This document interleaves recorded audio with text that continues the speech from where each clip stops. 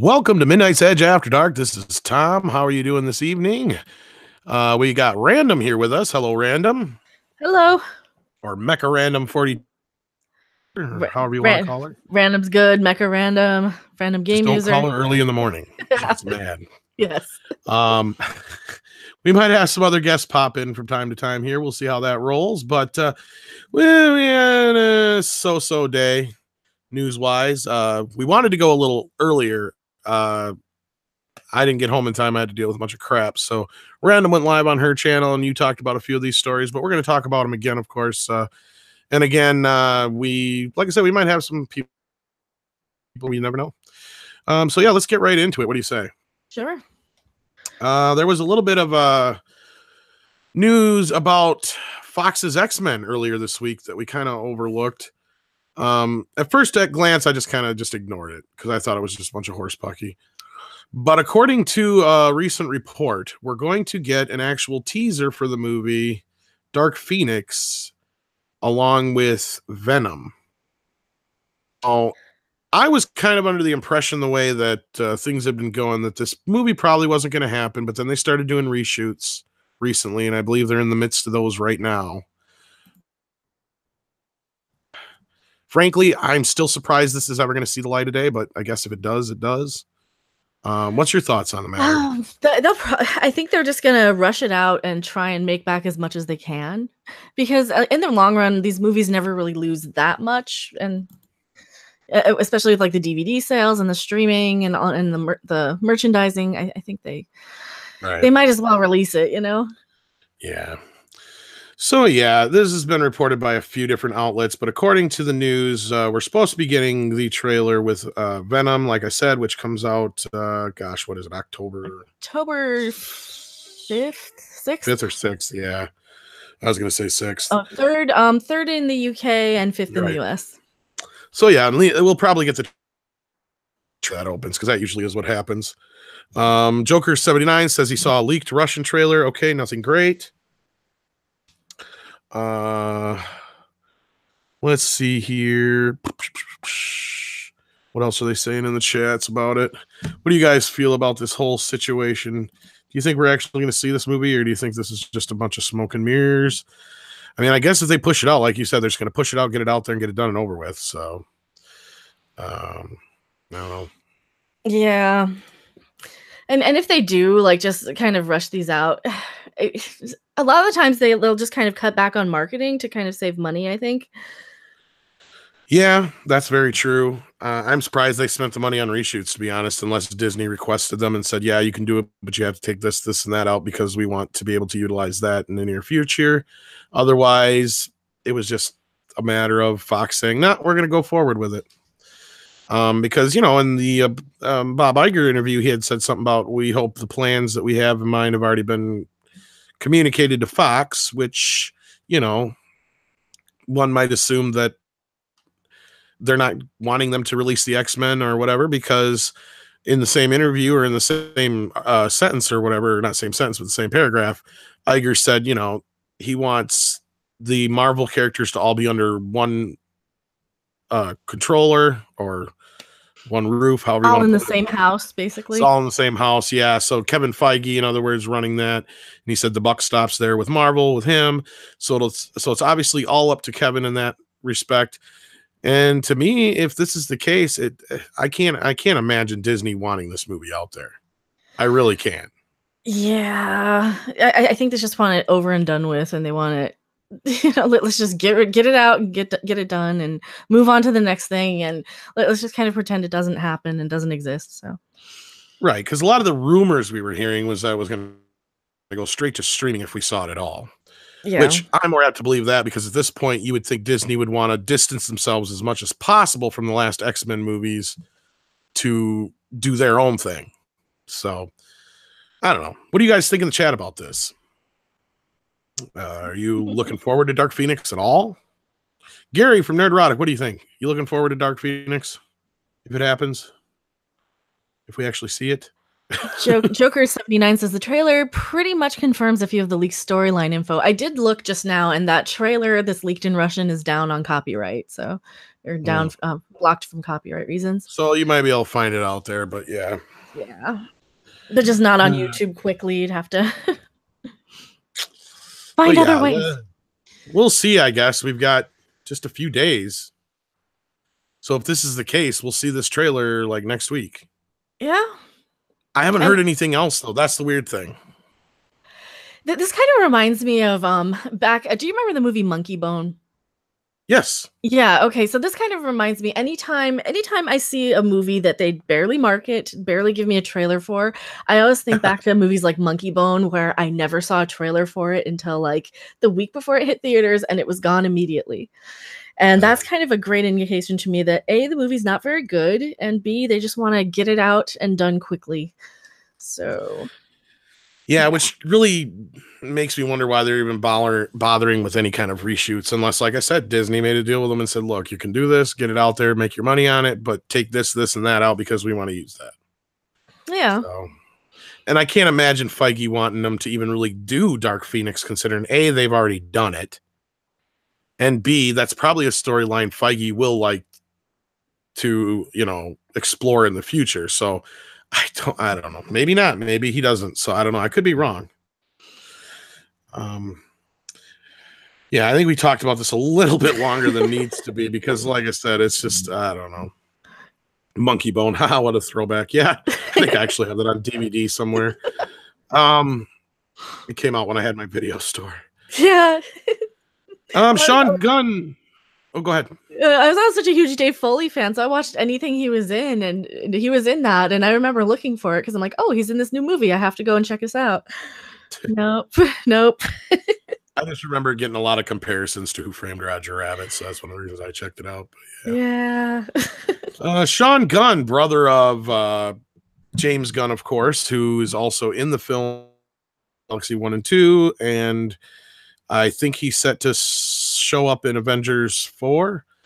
But he did an interview recently where he had said a few things about what was going on over there, and how he said he was more excited for Avengers 4 because he thought that script was much better than Infinity War. So that pretty much gives you the idea he's probably in it.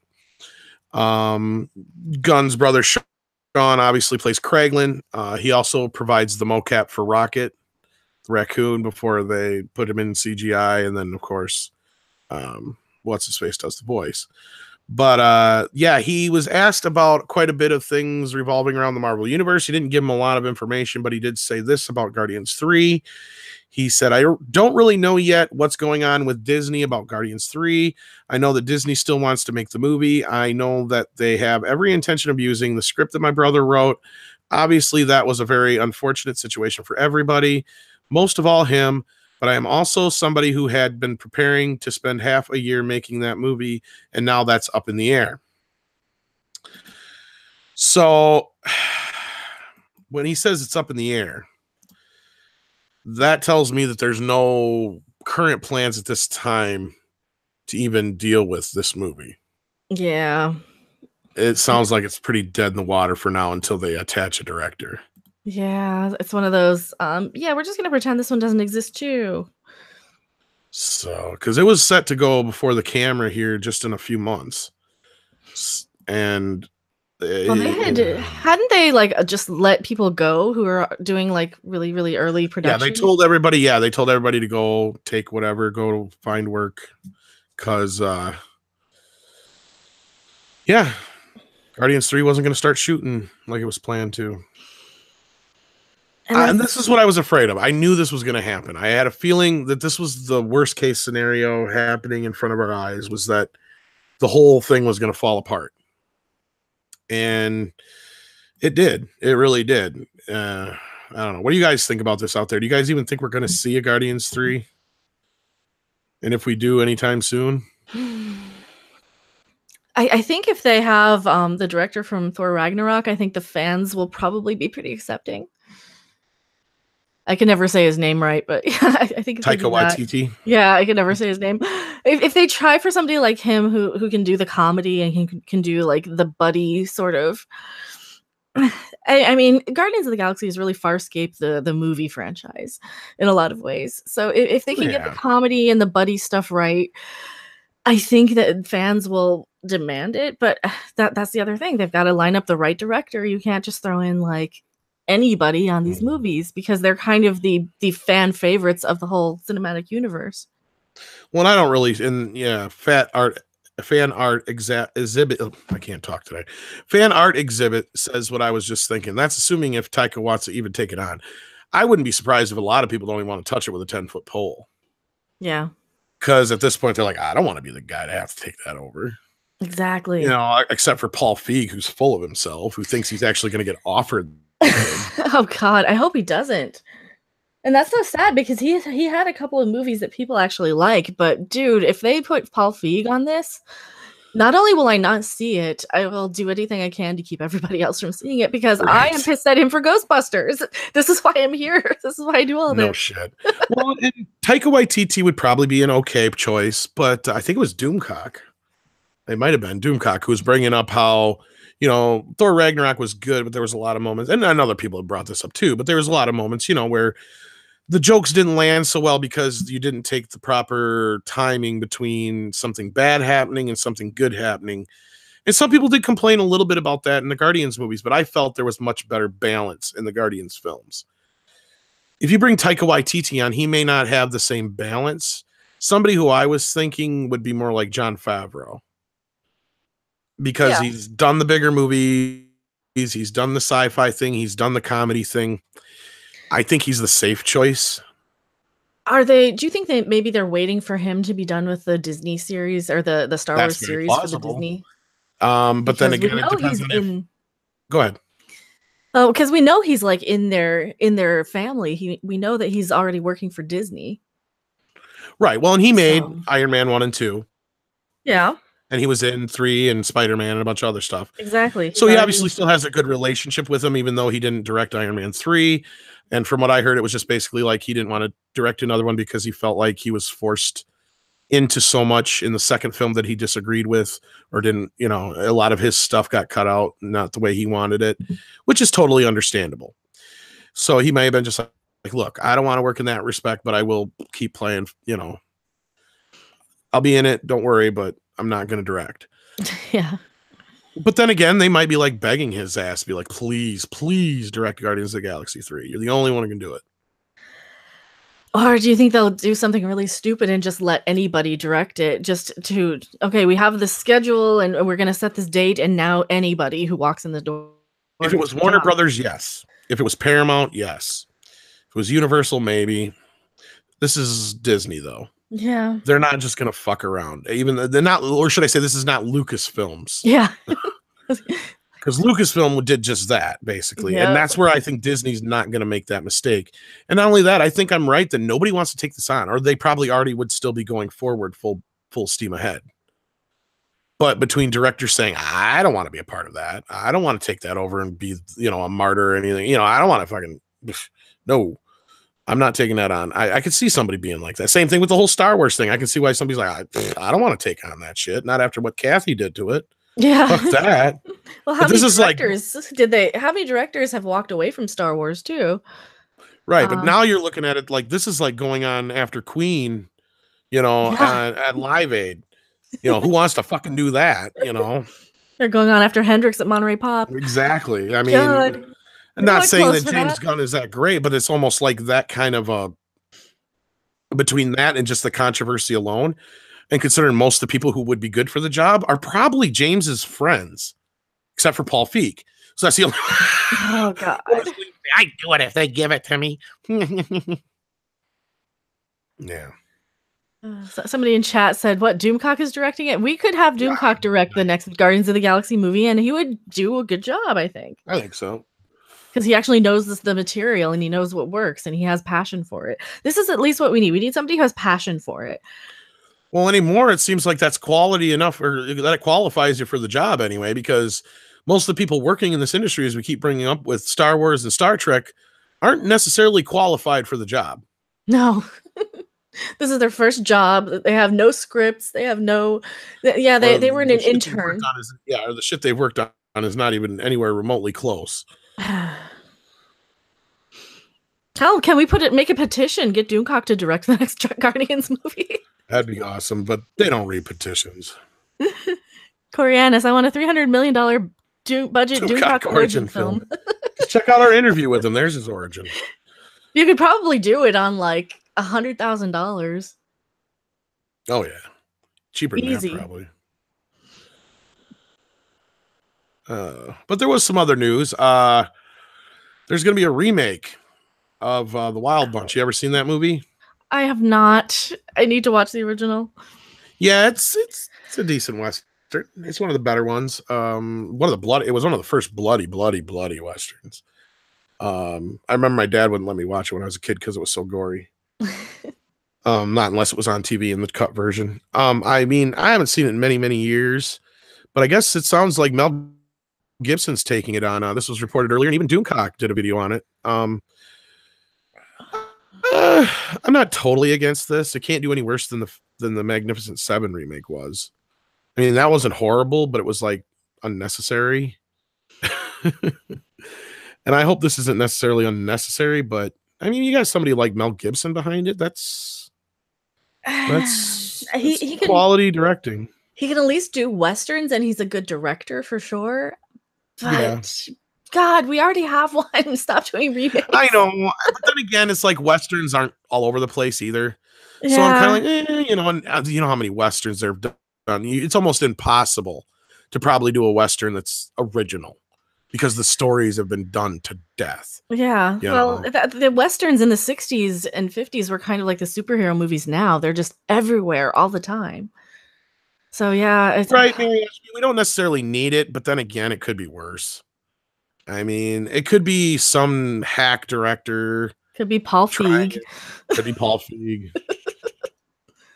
I'm not. See, that's the thing is, I'm not normally against remakes. I've just been so against them happening so often lately, and the quality being just horrendous. Well, yeah. Look at the didn't they remake Chariots of Fire and Ben-Hur and all these stupid movies recently? Well, I know they did Ben-Hur. Yeah. Oh, okay, it was Ben-Hur. I knew it was something like that. Like, why would you remake Ben-Hur? Like, why would you do that to what? To 5 people who watched it? Yeah, pretty much. That was about. I think the whole. That's about how many people watched that, I think. I only know about that one because I watched a review of it. Yeah. I don't know. I mean, it could be bad. It could be good.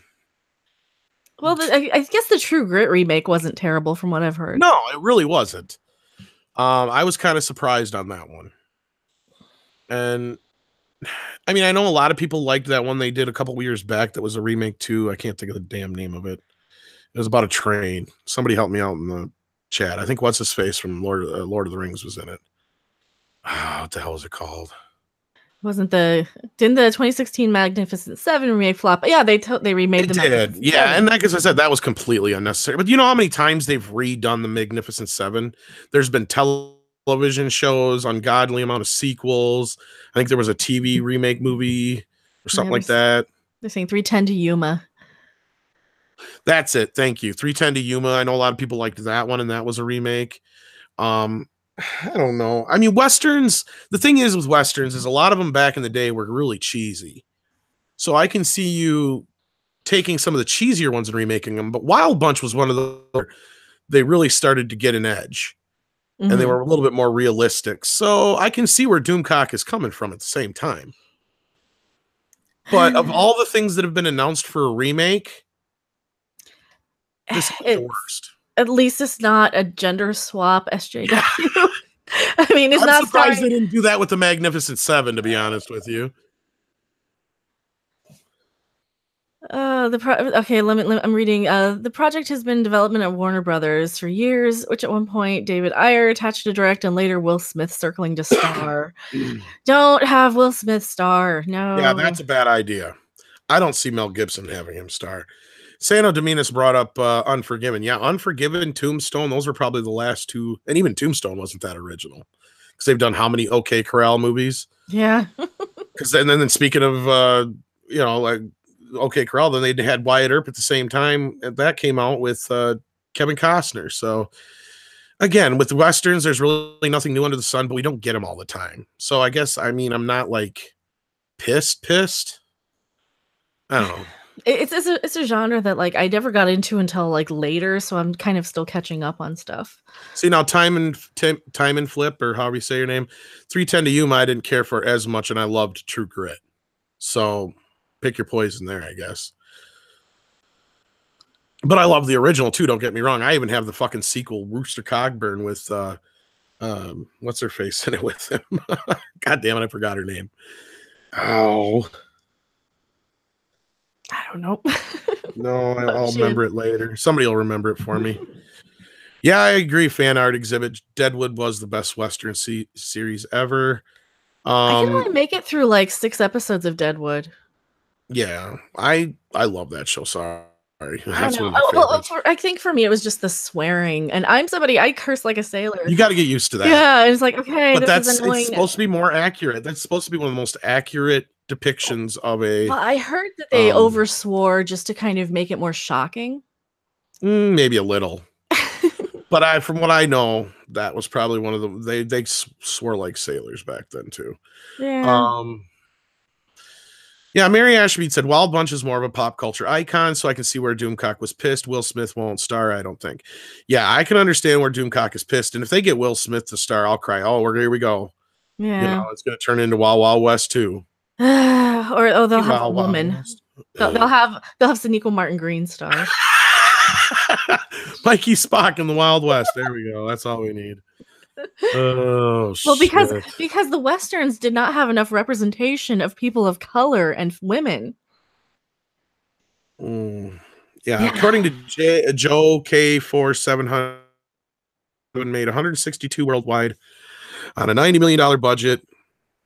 Yeah, and he said it needed other revenue sources. I bet you it was lucky to break even on video, if that. Which that had a huge cast, which that's probably where most of that money went. Yeah.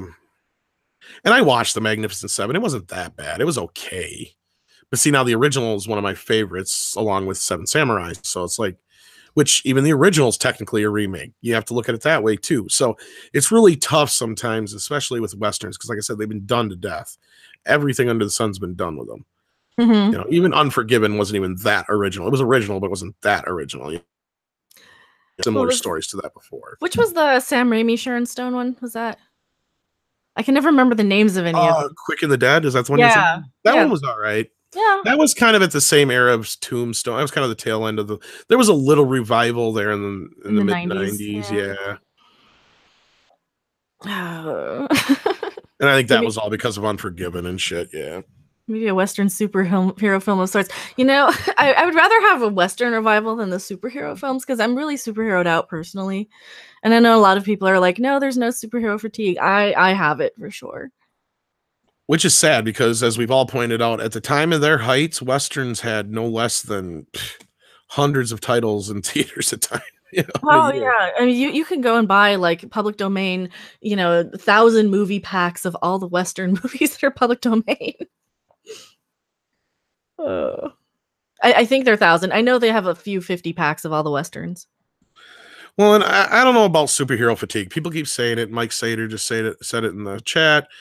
And we did a whole episode on this like a year ago, where we really just think bad movie fatigue is setting in, not so much bad superhero movie fatigue. When anymore, it seems like majority of the movies suck. Yeah. It's not for every one good movie, we have like 7 or 8 bad ones. Yeah. And 4 of them are remakes. Yeah, that's true. But I mean, yeah, for every Logan or Deadpool we get, an X-Men Apocalypse or what's likely to be Venom, or and name any other number. Amazing Spider-Man 2, any of those. It's just And Joe Case 4700 says Venom will create a lot of bad superhero fatigue next month. Again, I don't know if it's going to be the fatigue so much as it's just a bad movie. I don't know if there's any saving this movie. Once they made it PG-13 and it doesn't have any connection to Spider-Man, I don't know. I mean, I know you can't really judge on that, but when that kind of hinges on that, I don't know. Well, what are they going to do? Have him fight nobody? Is nobody? Is he just going to go and rampage? And well, the rumor is that Carnage is in the movie. They haven't verified it yet, but I'm willing to bet because basically you're going to have they set Venom up in the trailers from what I can tell. The character Eddie Brock, not the normal Eddie Brock. He's too timid, too meek, too much like a normal everyday superhero getting powers kind of guy. It's not like Eddie Brock was in the comics, and to me that's going to be the biggest change. And then when you get Carnage in there, he's going to be your bad guy. So whatever. And the company that makes him is kind of the de facto bad guy, it seems like, too. But who knows? I'll see it. I'll see if it's any good, and yeah, I'll let you guys. Yeah.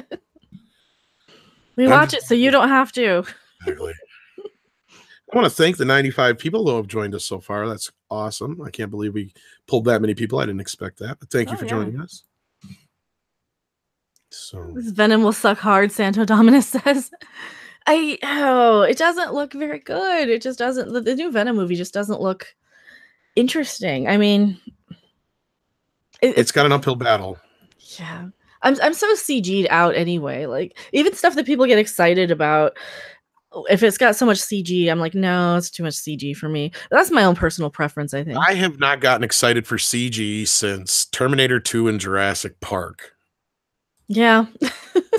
Oh my god, it's liquid metal. Holy crap. 11-year-old me said.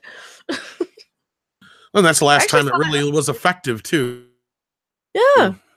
And it looked interesting. It was new. It was a new technology. And they were throwing a lot of money on it. And then CG became the cheap thing that they did, like with Freddy versus Jason. And like, seriously, you had to CG the blood drops. I'm still mad about that. Yeah, there was a lot of moments in that. Yeah, that I was really upset that they didn't just go practical.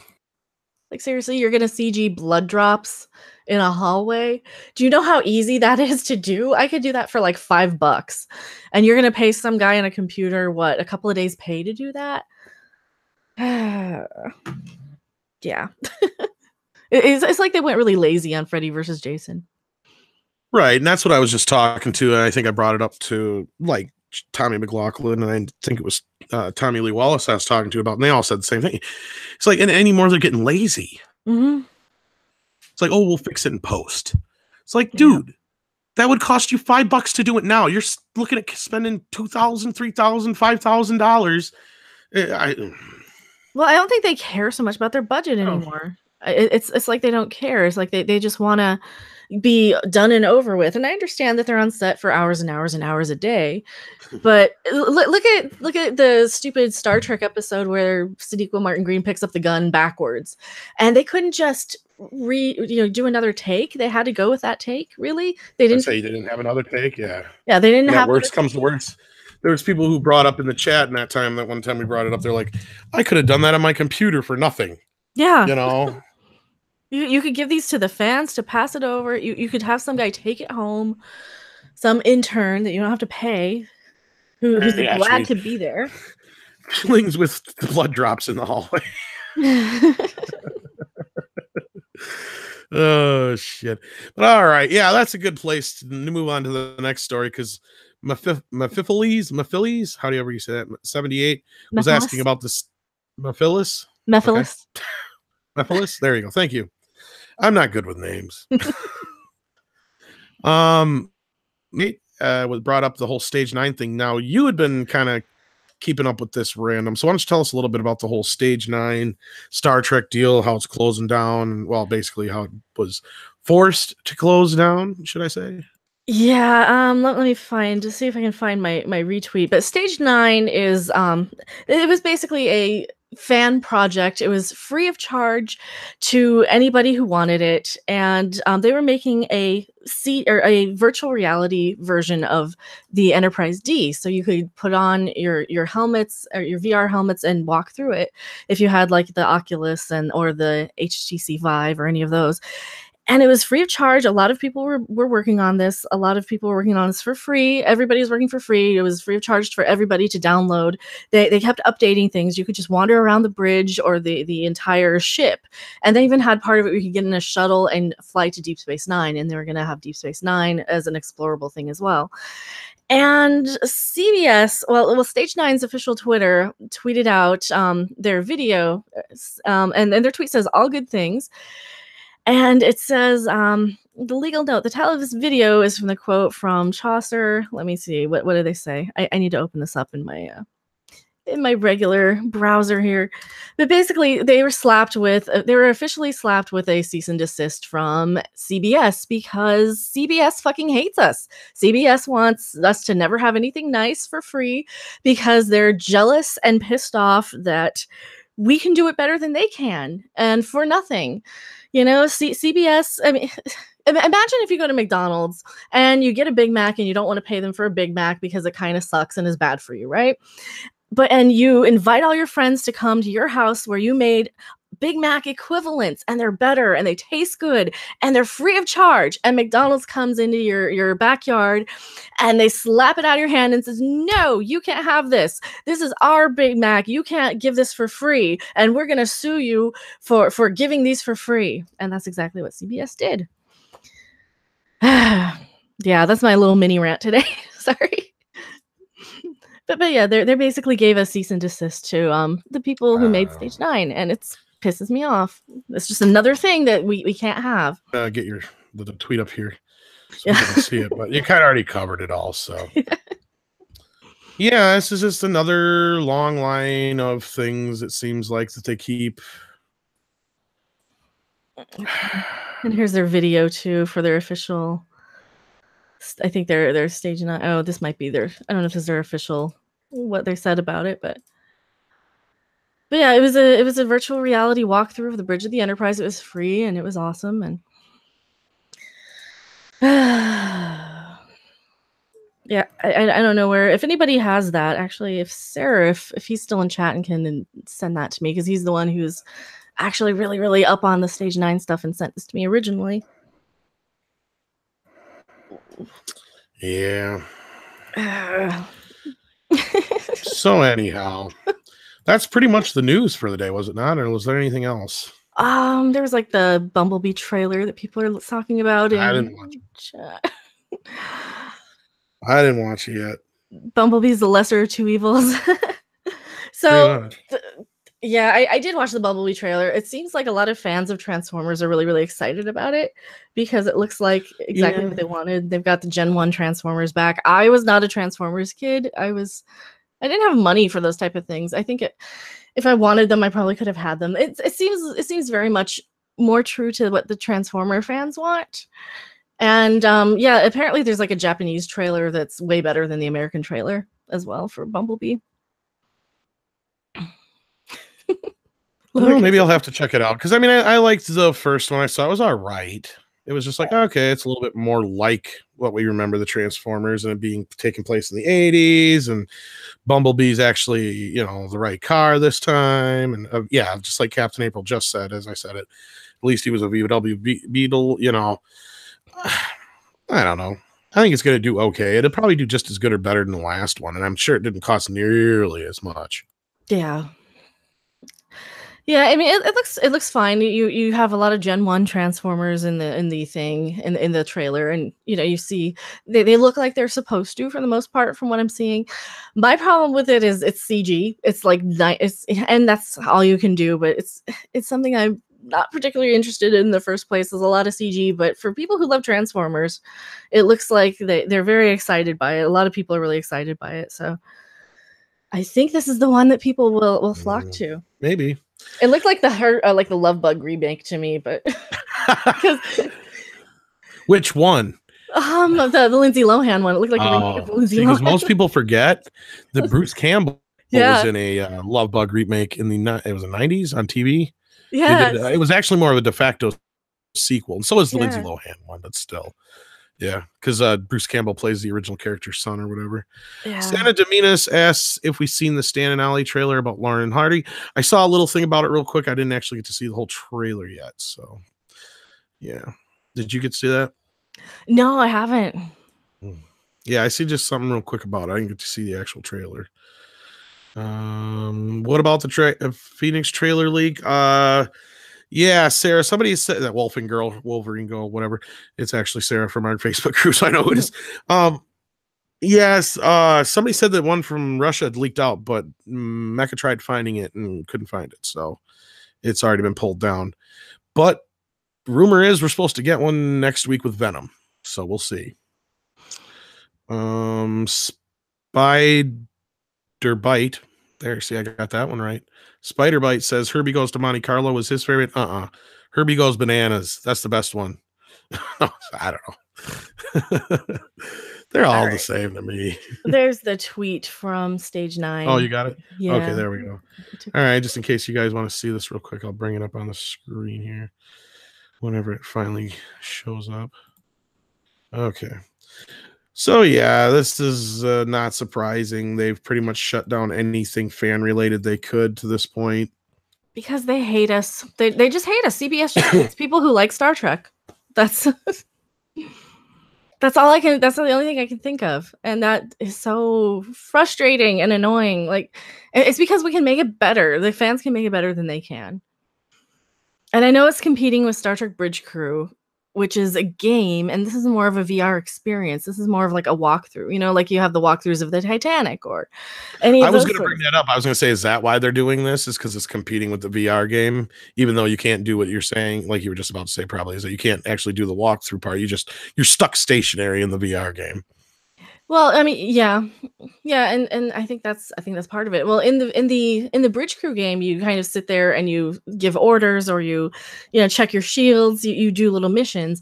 This you can wander around the ship, and it's like a free roaming thing. And it's the actual Enterprises from, it's Enterprise D specifically is the one that they have available at the moment, or they had available, and they would keep releasing little updates every now and then.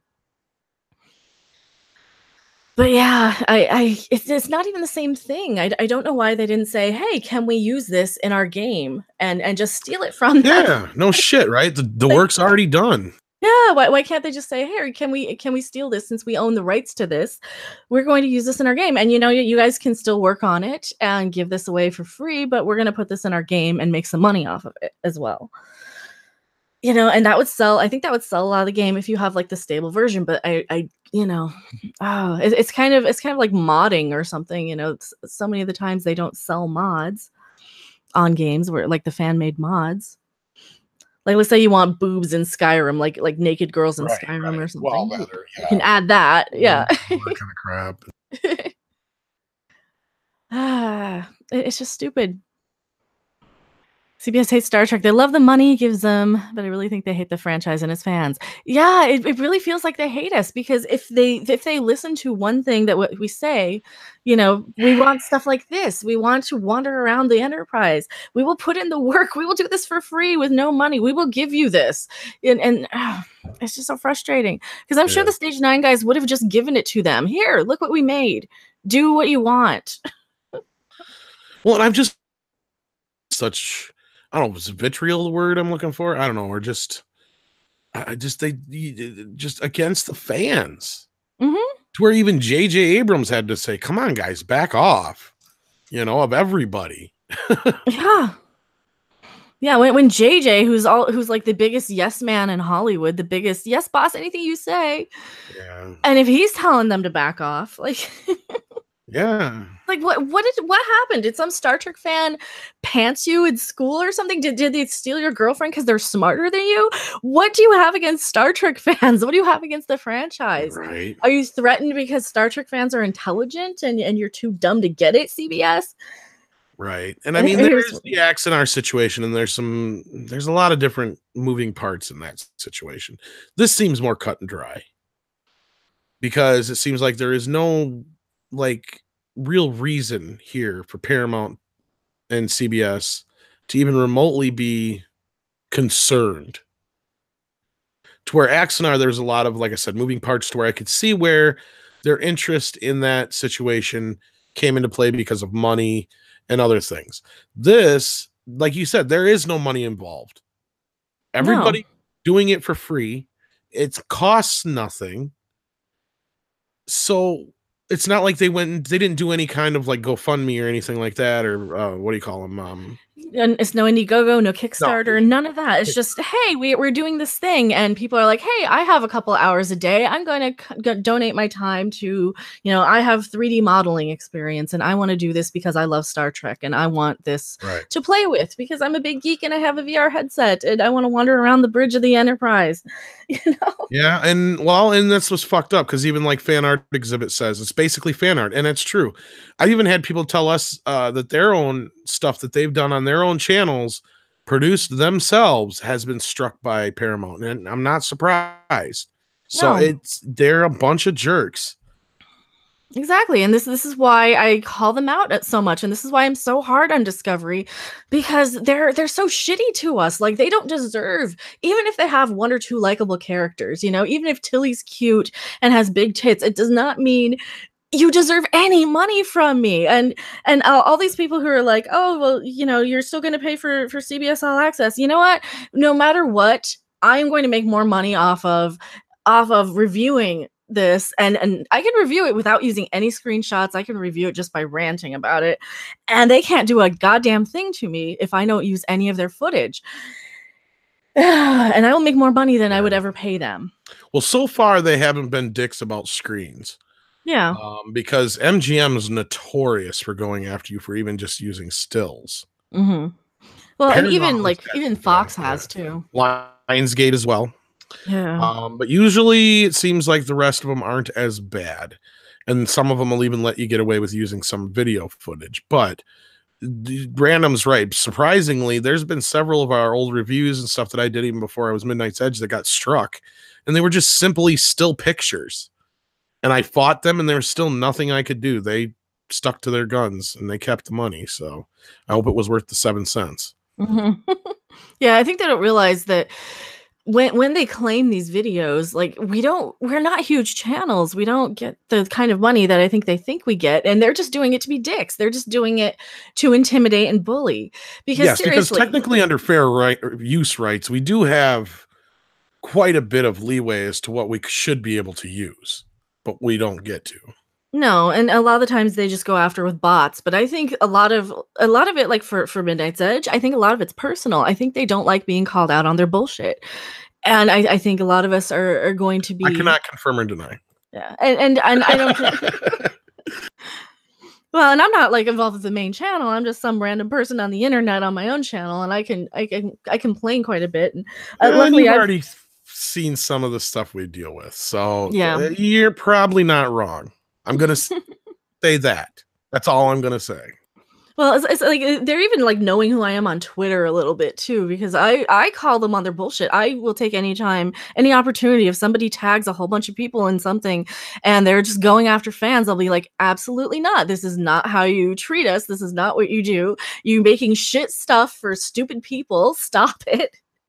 And then they're like, and I've had like Star Trek actors come after me saying, yeah, you do know all of us are tagged in this, right? People who work on this.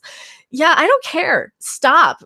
Get a better job. You deserve a job that's not going to be, to be working for this company that shits all over the fans, Like the 2-3 fights that I've gotten into with like Anthony Rapp and Chris Isaacs and all that stuff, It's like, Fair use only works if you can pay a lawyer to defend your rights. Exactly. I mean, and YouTube is so bad about bot copyright stuff anyway. Like they will send bots out for anything. Well, they never used to care until they became another media warehouse, basically. Mm-hmm. Because before they actually started having like full-length movies and television shows offered, to pay for, they didn't really seem to give too much of a shit. Then all of a sudden, when they had something to lose, that's when they cater. Oh, whatever you need. Okay, of course. They won't fight them for shit. And I've complained about how can they do this on still pictures? It's fair use. It's even fair use if I use up to so many, seconds of footage or whatever, but they don't give a shit. Yeah. They're not going to follow their own rules. No. And a lot of the times the copyright holder will be a dick just to be a dick. Well, to be fair, technically, like Gary said, everything is under copyright, so we shouldn't even be able to use anything. But to a point, that's what fair use is for. It's to clear up that gray area to say, look, everybody should have the right to be able to, use something if they're referring to it, or if you're a news outlet or whatever, sometimes you have to still go through channels to get things, and a lot of the big guys still do, but they can afford it too. And we've had times where we've had people ask us to take shit down. We've had to take down a whole video over one picture once. Yeah. And it wasn't it was some personal person who said, no, wait, I designed that. I want it off. And it's like, okay, dude, whatever, I guess, what are you going to do? Yeah. Argue with them? Yeah, in chat they're saying, according to the lead developer, CBS refused to even talk to them about it after they issued the cease and desist. And that doesn't surprise me. Look what they did with Anas Abdeen, where they just bullied him, and they're like, "Oh, we won't sue you for copyright or for plagiarizing us." Like, the fuck you won't. You stole it from him. God, CBS, man. Where does CBS? But what's strange is, go ahead. No, where did it go so evil? Where did they hate people so much? Where did they hate the viewers so much? Like, are you that fragile, little pathetic, tiny needle dick people up there that you can't take one little ounce of criticism from somebody who's paying you fucking money? Seriously, are you that insecure in your manhood that you can't take hey, I don't really like what you did with Enterprise, that you have to like smack us down and give us the worst possible fucking thing and sue us for daring to criticize you. You don't have the right. We have absolutely every right to tell you that we don't like it. We can start YouTube channels. We still have free speech for the moment. We can get on Twitter and say, we don't like your bullshit. Stop. Yeah, well, we even do shows like this now, mainly for the reason is we don't want to get copyright strikes, get any trouble, anybody come after us, and we still get demonetized all the time. Yeah. Well, sorry, that's probably because I'm swearing. No, that's never been an issue before. It's like we're under the gun no matter what we do. Yeah. And I'm not gonna try and fuel any fires, and I'm not gonna try and spread any rumors. But I will say this much, and I don't think Andre would be too pissed for me saying it, but because I'll say it like this: I have heard from sources that yes, they get pissed about our videos, but especially some of the last few, they can't do a goddamn thing about them because the shit's public domain knowledge. We went out, we found it. It's 90% of what we, or even 99% of what we reported is already out there. It's not like we got it from anonymous sources or anything like that. The only part of the one video recently about Star Trek that got into rumor territory, Andre did. And so far, everything has supported that rumor that everybody's walking away from Star Trek. Zachary Quinto took another job. What's his face? Pine. Well, that we know. But yeah. He was the start of it all. And then what's his face who plays Bones? I keep forgetting his name. Oh, yeah. I can't remember. Plays Dread. Oh, God. That's why I'm so horrible with names. Oh, I keep Carl Urban. Carl Urban, thank you. He took another job, plus that's another job that put him into a position where people are wondering if he's even going to be in Dread or if he is at much at all, which also supports other rumors that have to do with that, but that's not neither here nor there when it comes to this. But it's just blatantly clear that we're not getting a Star Trek 4. At least if we do, it's not going to be with the cast we know at this point. So, and Zoe Saldana is probably the busiest of them all. Yeah. So she would have been the hardest to lock down anyway. And from the way they were talking, they were only going to get the main three anyhow, plus Chris Hemsworth, because they couldn't afford the rest for more than maybe a cameo. So, and that's just going off of what the rumored script was supposed to be about, the time travel deal and all that crap. So, yeah. Yeah, Techman Blade, they're trying to get him in Mega City 1, but from what we're hearing, basically Mega City 1 is going to be more surrounding other characters, and if Dread's in it, he's going to be more of a peripheral character. I'm saying that correctly. So that's kind of a big letdown. So it's like, even if we get Carl Urban, it's probably not going to be very much.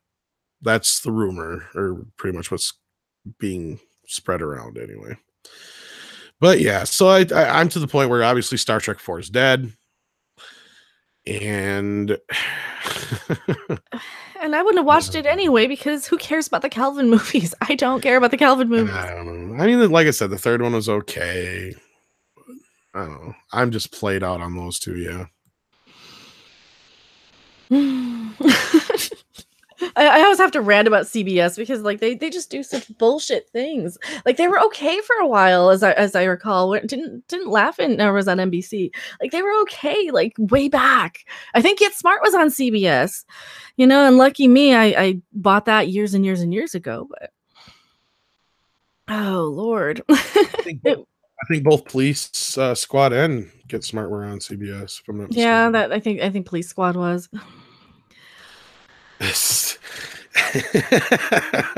I gotta read this one. Here you go. Stephanie Smith.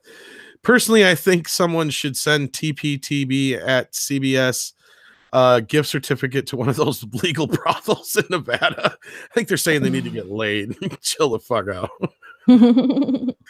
Well, if they could find what to fillet or whatever, but no. And I love Carl Urban, MMORPGER05. I just couldn't remember his name. I'm horrible with names. Ask Random. I do it all the time. Yeah. Like, that guy who was in that thing last year? Yeah, that guy. I think this is why I'm on the show, because I would always be talking or like typing in the name of somebody. Rob helps me with that too. I'm horrible with names. I know who I'm talking about too. It's just like, it was so funny for like a couple of months before when you guys started going live all the time. You and Rob would be like, the guy, and neither of you would know, and I'd type it in, and then you see that. See, I don't know. I was always more like I knew like random shit about movies. I knew who actors were, but I'd always forget names and mix names up. So, I have that issue, but I don't know. I've been doing this for so long, and there's been so many movies in my head that you'd start after a while, the shit just starts spilling out. Well, and some of these actors come and go, and they're so interchangeable and so immemorable. Some instances, yes. But no, I don't. That was nothing against Carl Urban. I just totally fucking spaced out his name. I couldn't think of it. I wanted to call him Bones. Yeah. And I'm like, no, he's not DeForest Kelly. What the fuck's his name? It's not DeForest Kelly. What the fuck's his name? That's what kept going in my head. Well, I think my first thought was Keith Urban, and then okay, Carl Urban. Keith Urban. I was having a different kind of Bones. Hello, everybody on Star Trek Enterprise. Well, that's how my brain works. I'll remember something similar, and then it'll kind of associate. Bones being so musical. The pleasant sounds coming from his mouth are a bit distracting. You're all good and well. Thank you for stopping by the doctor office. Damn it, Jim. He's dead. Where were you the day the red shirt died? Don't sing too much. You'll get a copyright claim. I'm just making shit up. They can try and copyright claim me. I know. Keith Urban has bones. Jim, I'm a doctor, not a country singer. I also remember Carl Urban as Icarus on Hercules. Wasn't he on some of the Xena episodes too? He's been in a lot of shit. And yeah, he was a few characters. One of those actors you notice now all the time in shit. It's like, I forgot he was in this. And he was kind of obscure back when he was on the Xena Hercules stuff. I think he just like a New Zealand actor. Well, I think that's what never helped is he was always in some kind of like lavish costume between like Lord of the Rings and all that kind of shit to where, yeah, when he finally did stuff like Star Trek, he wasn't wearing long hair and a bunch of makeup and beard and all that get up.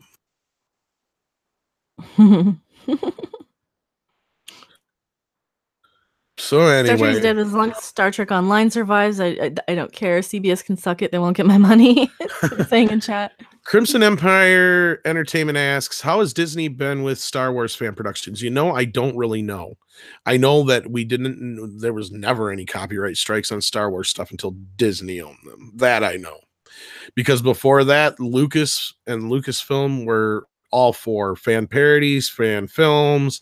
He even had a library of sound effects and shit you could get a hold of on the internet for many, many years until Disney bought them. Then they started cracking down on shit. So, yeah.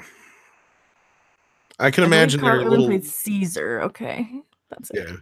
And I mean, I believe they're not as bad as Paramount, but... Because there's been a few Star Trek fan films that just kind of went unattested, like that Darth Maul one from like 2 years ago or whatever it was, a year ago. Stuff like that. There was like an entire I think it was a feature length movie somebody did a couple years back where you could actually download and burn the DVD. I'm trying to remember what it's called. It might not have been feature length, but it was close to it. It was very high quality fan film. Oh, what the hell was it called? Oh, I don't remember. But yeah, Steven Anderson says, I remember when they profiled troops in Star Wars Insider. Well, yeah, George Lucas even had a contest that Sci-Fi ran for years for Star Trek fan films.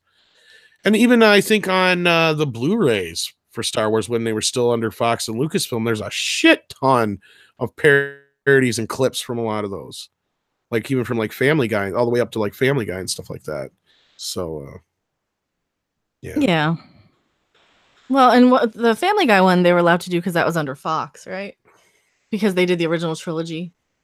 Well, yeah, and I think that was all planned. But I mean, they have clips from like everything from God, what was it like that '70s show and The Simpsons? Well, of course, most of them are Fox shows, but there's a few other ones in there, and there's a few of those fan film things that are in there, and I think it may even have most of, if not all of, Weird Al's video on there too. Yeah. But it's like an hour of shit just like in a row of all these parodies from over the years and fan films and stuff of Star Wars. Like when Simon Pegg and what's his face did the little one scene from Star Wars.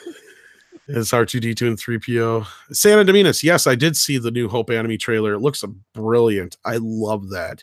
I'm not even that big of a fan of the anime style all the time, but that works so well with Star Wars. And it's not the first time they've done that. There was another one a couple years back. And that one, I don't think that one was like straight out of the movies. I think that was mostly original kind of stuff, but I can't remember what it was called or anything like that. I'd have to look it up and see if I can find it. Maybe if I find it, I'll pin it in the comments. But yeah, there's that one that you guys are talking about. That's like straight out of the film shots. And that's amazing. It just looks really good. Have you seen that yet, Random? No. It was somebody. It even has Japanese voices and stuff, but it has like a lot of the original sound effects and all that stuff too in it. But somebody basically did all these different shots from Star Wars in anime style, and it just looks just awesome. It's really cool. I'll have to send you a link for that so you can check that out. Thank you, Joker's 7-9 TIE Fighter. That was the anime style short. Yeah, that was from a couple years back. That was really cool. And that's what it reminded me of. Pink 5. I don't remember it offhand. Do you, Random? That's not Pink 5? No, that's Pink 5? Yeah. No. I don't think I've heard that. Twin River wants to know any guesses for the Twilight Zone series coming to CBS All Access. Do you mean like stories? I don't know if they'll redo any of the classics. I'd hope not. I kind of think they probably will. If they do, I'll be pissed. Yeah, well, because the last time the Twilight Zone got remade. Oh, Pink 5 was a hilarious Star Trek film or Star Wars fan film. No, I haven't seen that one yet. Sorry, go ahead, Random.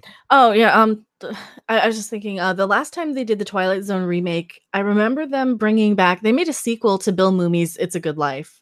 They made a sequel to that episode where he ended up having a daughter, and it was played by his real life daughter, and basically, I don't know if you guys want the spoilers or not, but spoilers. So don't listen for 30 seconds if you don't want the spoiler.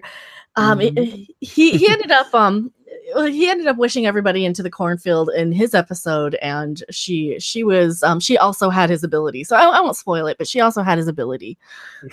Yeah, I just won't spoil it. See, I wasn't even and I love John Lithgow, and that Twilight Zone episode with William Shatner is one of my favorites. Yeah.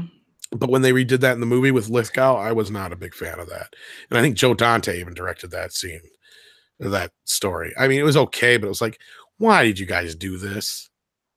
You couldn't just do original stories. Just why? Because there's how many unfinished Twilight Zone stories that they had. Yeah. Well, I think they do it just... They remake them just because it's cheap and it's easy. They already have the script. They already have the story. They don't really have to do much.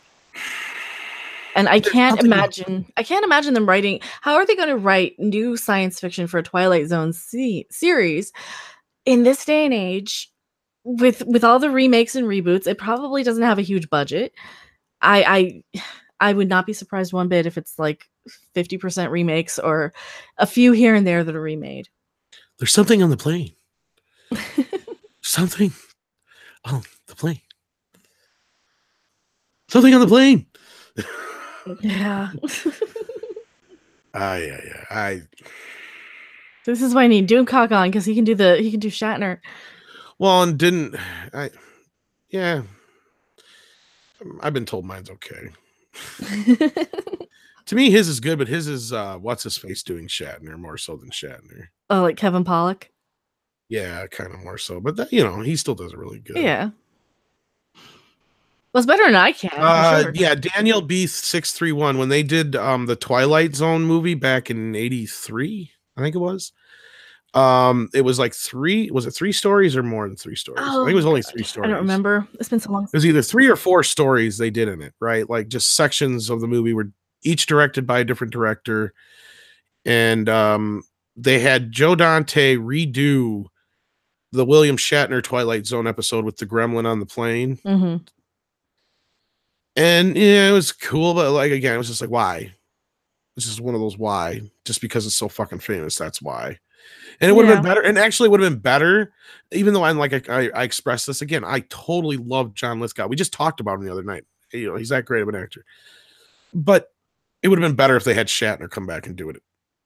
Yeah, because he was still pretty much. I mean, he still looked good. He was still young. He was doing T.J. Hooker at the time, though, right?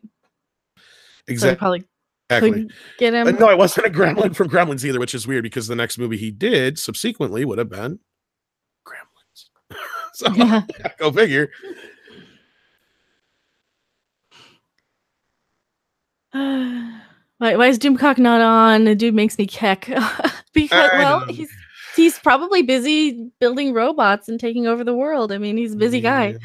He's a very busy guy. Always welcome on.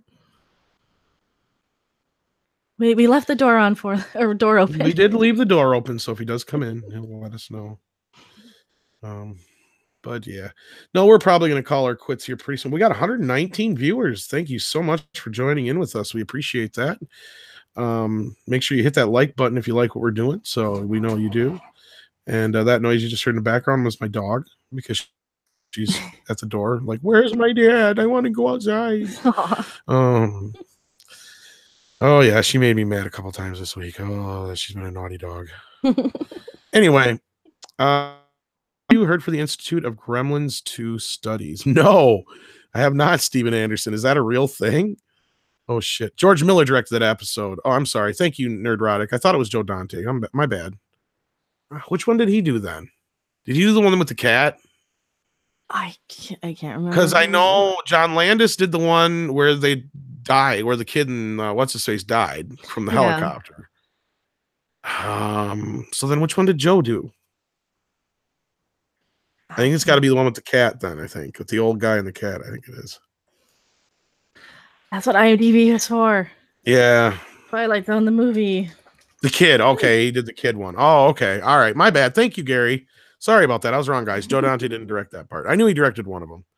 Okay, yeah, he did the one with the kid who runs the house. Now, wasn't that one also a remake? Wasn't a couple of them like remakes from the original shows in that movie? I can't remember now. And that was Spielberg. Okay. I thought Spielberg only did the intro and outro. Or he did the cat one. I don't remember. It's been a while since I've seen the, you know how long it's been since I've seen the Twilight Zone movie? Yeah, it's been like since the 80s for me. Close to that. It would have been a video. I have not seen a DVD or Blu-ray of it. I know that because I don't have it. Same thing with it's one of those movies I like and I love to see, but because of the shit that happened on Landis' part. Because I've seen that footage. It's pretty nasty. It got out there. Yeah. I think Twilight Zone the movie is like Creepshow for me. I haven't seen them since the 80s. Now, Creepshows I have both of those. And Shout Factory actually has a new version of the first one coming out this month, I think it is, or next month. Landis did first the intro and outro too. Okay. Yeah, it's been so long since I've seen it. Oh no, if you're driving, Gary, don't worry about it. But thank you for correcting me on that because, God, it's been so long since I seen those. I don't even remember. All I remembered was there's one with the cat, one with the kid, one with the gremlin on the plane, and then Dan Aykroyd in the intro and outro or whatever, and that's about it. Hey, ladies, thanks for the ride. The Outer Limits. Yeah, the Outer Limits was another one like the Twilight Zone. Yeah, but they've redone Outer Limits now too. They brought that back. Yeah, I think they did.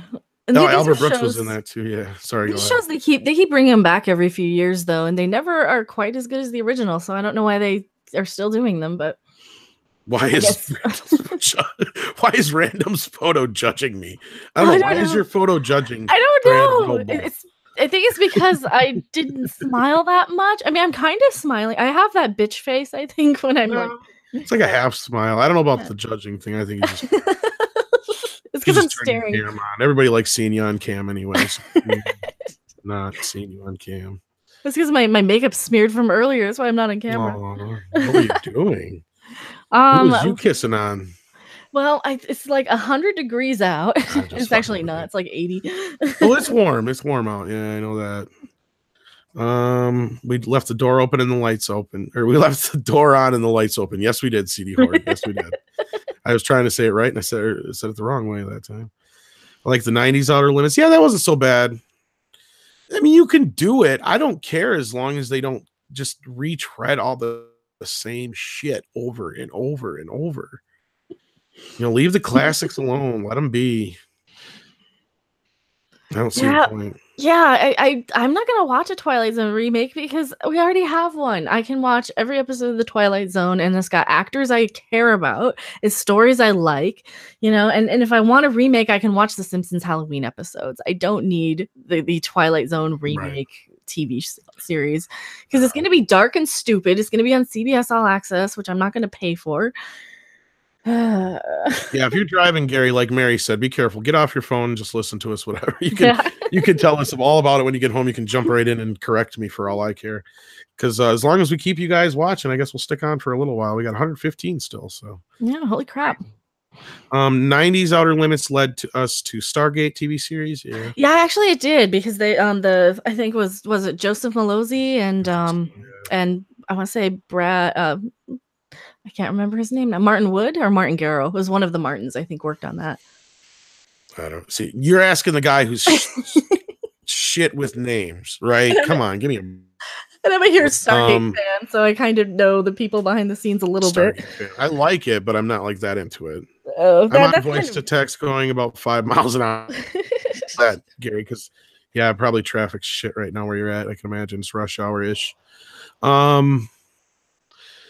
Captain April, the Twilight Zone. You've got the ghost of Rod Serling in the background. That's true. Yeah, you got a tough time doing it without Rod Serling. So, Night Gallery. I love Night Gallery. I absolutely love it. Night Gallery was another good one. They finally released the entire series on DVD. I think they just had it a little bit. I haven't seen very many of those. Yeah, I love Night Gallery. Amazing Stories is another one I love too. Whoops. Amazing Stories was another one I love too. That was a lot like, it wasn't as scary as Twilight Zone, but and that was what's weird, like, because a lot of the people that were involved with the Twilight Zone movie went on to the Amazing Stories thing. So yeah, Spielberg and all them.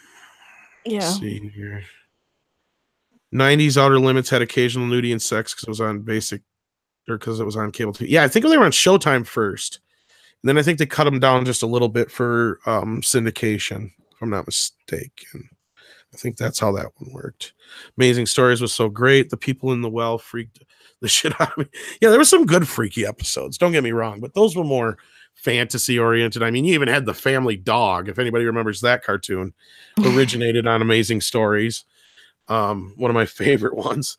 I always say that shit. I used to say that shit to my cat all the time. We don't need a cat. We'll get a dog. The opposite thing of what they say to the dog. It was like funny as shit. I love that. Hilarious. It's that cheap damn dog food you keep. That was one of the first times I remember watching a cartoon and hearing swearing. Because this was, I think, if I'm not mistaken, Amazing Stories might have been before the Simpsons. Well, no, maybe the Simpsons were on before that. Somebody correct me if I'm wrong out there in the chat. Which one was first? It was either Simpsons or that was one of the first times I ever heard swearing in a cartoon. So that was kind of weird for me. Yeah, Simpsons. Tripped my little mind out. Well, Simpsons started swearing like from the get go, right? Oh yeah. And I seen him on Tracy Ullman, so I'm trying to remember if Amazing Stories was before Tracy Ullman or not. I couldn't. Maybe. I think Amazing Story. Well, somebody says Amazing Stories was first, but I think Family Dog came in second season, which would probably be around 87 or 88, if I'm not mistaken. I can't remember because I think Amazing Story started the same year or the year before. You're right. But it may have been. It might have been the first time I ever heard swearing in a cartoon. And then I never looked back. Hitchhiker had some good episodes. I know you're not talking about this, but I'm so fucking excited. Hitchhiker's Guide to the Galaxy, the original BBC miniseries, is finally coming to fucking Blu-ray. Well, yeah, but is it the Blu-ray for that? That is basically is that the one in the VHS box? Like, and I think that's the one they're doing in the UK, but I think over here, I don't know what case it's going to be in on over here. Amazon shows nothing but just the title. All right. But it comes out around the same time. It could be the exact same thing. So could very well be. But yeah, I think you were telling me about that before, about it being in the old VHS cassette case looking thing, kind of like Stranger Things was. Yeah. I'm not seeing it on Amazon. That might only be something in UK because actually there is, I think, a company over there that does a bunch of movies like that, where they'll do them in these fake clamshell type VHS kind of case things, but they're the Blu-rays inside. So that might be exclusive for over there. So I don't know. You can always import it if you got it. It might be region free. If not, if you got it, region free players now are so fucking cheap. Yeah, I used to have one. I think I got mine for 100 and not much over 100. And I love it. So yeah. Well, take care of MK Ultra. Thanks for stopping by. Tell Tom to take his name to take a memory pill. Yeah, it looks like it's PAL only. Here, I'm gonna link it to you here. Well, you just buy that version so you have the cover, and you buy the American version so you can watch it here if you don't want to spend the $100 on a region free player. But it's worth it for other things. So yeah. I have I still have PAL DVDs. I have like the In-Betweeners on PAL. I have the British Empire on PAL. I have Big Train on PAL. I actually used to have it's when I moved, I just didn't take all my stuff with me because I'm an idiot. Yeah, Perpetual Punster says, I like that no two versions of Hitchhiker's Guide are the same, but all are canon as Douglas Adams was behind them all, even including the movie from a few years back. That was actually supposed to start off like a trilogy. Yeah. It never happened. That's because the movie wasn't very good. It was really crammed, and they cut out the best fucking joke. Yeah. The Babelfish. Yeah. Well, and they decided to have this big dolphin singing musical number. I didn't mind that. Really I actually liked the movie for what it was, but I was upset we didn't get the rest of the story. Yeah. Because this was kind of supposed to be Douglas's definitive vision of it. Because he was always, from what I've read, he's always been a little upset that he loves the BBC TV series, just like we all do, or whatever you want to call it, miniseries.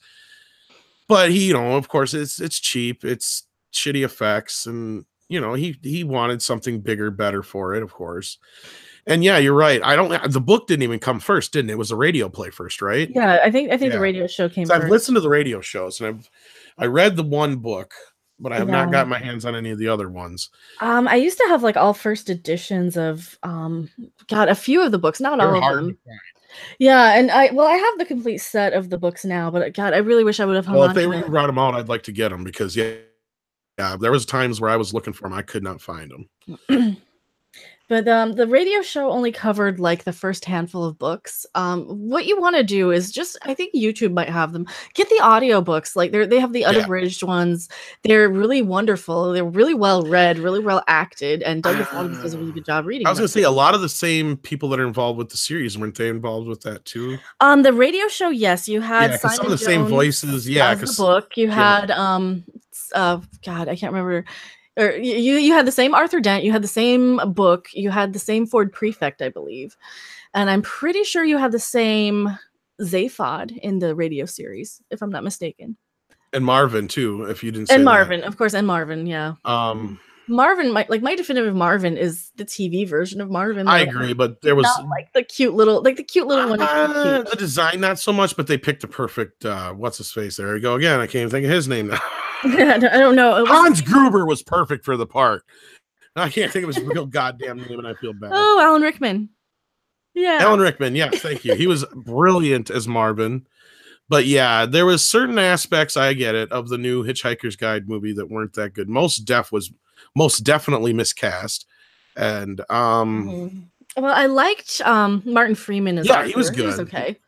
Um and I didn't mind I uh I can't remember who Dax played Shepard as Ford. as Ford. Yeah, I don't But remember I him as didn't Ford. like that they changed not giving him the two heads and they gave him the one inside his body. I didn't like that Oh, either. Zaphod, yeah, because Or Zaphod Z5, needed that's what. Yeah, what the fuck am I talking about? Yeah, the two heads. Yeah, I that love bothered me. Zaphod. I'm just so attached to the TV versions of everybody Oh, and the me too. video versions. You have no idea. I used to watch that when I worked at the one video store when that finally came out on DVD. The fucking thing on loop because we had a 2-disc player. Okay. Gary says the Ford was different on the TV show than the radio show. Okay, so I know there was a few differences. Yeah, that's You can right. almost it's cool because you get to hear the continuing story if you've seen the BBC show, because the radio version is very similar anyway. Yeah, because And you then still you had get to like continue Simon on, Neil yeah. and yeah. You still had the same Arthur and you still had the Or same Sam Ford. Rockwell, not Dax Shepard. Thank you. See, Prince Caspian, this is my problem. I'm horrible with names. I don't even name some. I Right. name my cat Asshole, okay? Because it's memorable. And that's why I don't even remember the movie. I just remember the singing dolphins, and like, I okay, have it on Blu-ray, but I haven't watched the Blu-ray yet. I haven't seen it since it came out on DVD. I seen it in theaters, and I watched it like twice on DVD. I watched it one time on DVD when the DVD came out, and that was enough for me. And I went back to my books and I re-listened to the entire book series on cassette or on DVD rather or CD. I listened to all the Well, books on CD. I hope you get home soon, Gary, because it seems like he wants to get on in this conversation. So, and I know he's a big fan because I was watching the video when you're doing your little tour of your room, seeing all the he's got the stuff LP, he's got the shirt. Gary's awesome because say 5 Beetle Brocks, yes. I can't. Oh God, I haven't seen that in so long. I think I still have my first edition of Long Dark Tea Time of the Soul. I think it's one of the Dirk Gently books.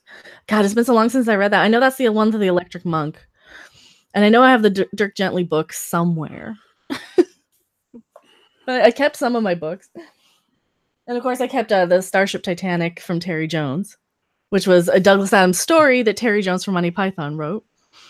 And I recommend that one. That's actually really good, and the audiobook is really good too. Yeah, Gary, if you're not going that fast, just get on your phone and join.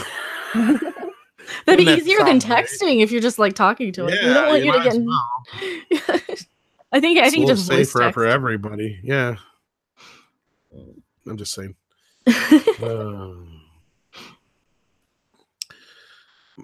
Mary Ashby, my brother-in-law's cat was Little White Bastard because he didn't want to remember his name too. So that's 3 names you got to remember. Asshole's easy. And he usually just comes to get over here, get in here. You know. My cat comes to treats. Yeah, he knows treat. Yeah. They know that because supper's his favorite word. They know that because that's what they want. So they're like, I know this word. CD Horde, I'll try to let Mecha handle the names from now on. Sorry. I try. I need to quit. Well, for me with some of these names, like I don't remember who was in. Like I didn't even remember Alan Rickman played Marvin in the movie version until you said Hans Gruber. I'm like, oh, okay, that's Alan Rickman. I know. I get it. Gary's like bringing up too. Yeah. They did make Zaphod very. Yeah, the more I think about it, it's like no, they didn't do too good with him either. Elvis and Bill Clinton. Oh god. Yeah, basically. Well, not even that. He said George W. Bush, I think it was, but yeah, that's basically what it was. Well, Zaphod was like, I loved the TV Zaphod because he was like a swinger. He was just a fun party guy. Yeah, the head Bruce Campbell. It should have been Bruce Campbell. He was a Bruce Campbell type. Why couldn't they? That would have been a better choice. I mean, and I love how Bruce Campbell is just a type now because he really is one of the only people who has that sort of personality and charisma. Didn't Bill Nighy play Started Bart Fast? Yes. Slarty Bart Fast? I don't remember. Slarty Barfast. I can't talk tonight. I don't remember who played him. I am so tired. I had a rough afternoon, guys. I'm sorry. I'm not even going to get into the whole thing. I told Random about the whole situation earlier, but yeah. Did you catch the Stephanie Smith asks, did you catch the Dirk Gently series on they tried to air on BBC? No, I didn't watch it. I didn't it didn't look like the book. My idea of Dirk Gently was this kind of darker skinned like maybe of sort of Indian-ish descent with dark hair or even a Stephen Merchant or not Stephen Merchant, a Stephen Fry type. Mm-hmm. And I might like Stephen Fry even would have been like my definitive Dirk Gently, and I just could not see whoever they had cast as him. So, and I think even Stephen Fry did like the voices on the Dirk Gently books. I think he even read them, or on something. There's a few like later stuff I never got around to reading or listening to. That and I want to say it was something like the post books that Douglas Adams wrote, like the unfinished ones. I think Stephen Fry ended up doing, but no, I didn't want to soil my memory of the Dirk Gently series because I kind of hold those a little bit more. I hold those with the Hitchhiker series as I don't want to see bad reboots of them. Yeah. We got some interesting cat names here. We got Skywalker. That's a little nicer. He used to be called Wes Craven because he's completely black, but he's so bipolar. He just kind of earn the name asshole because after a while you'd be like, you asshole, because he like scratch you and bite you. So after a while it just kind of stuck. I know of an old lady who called her cat Lardass, says Daniel B. Yeah.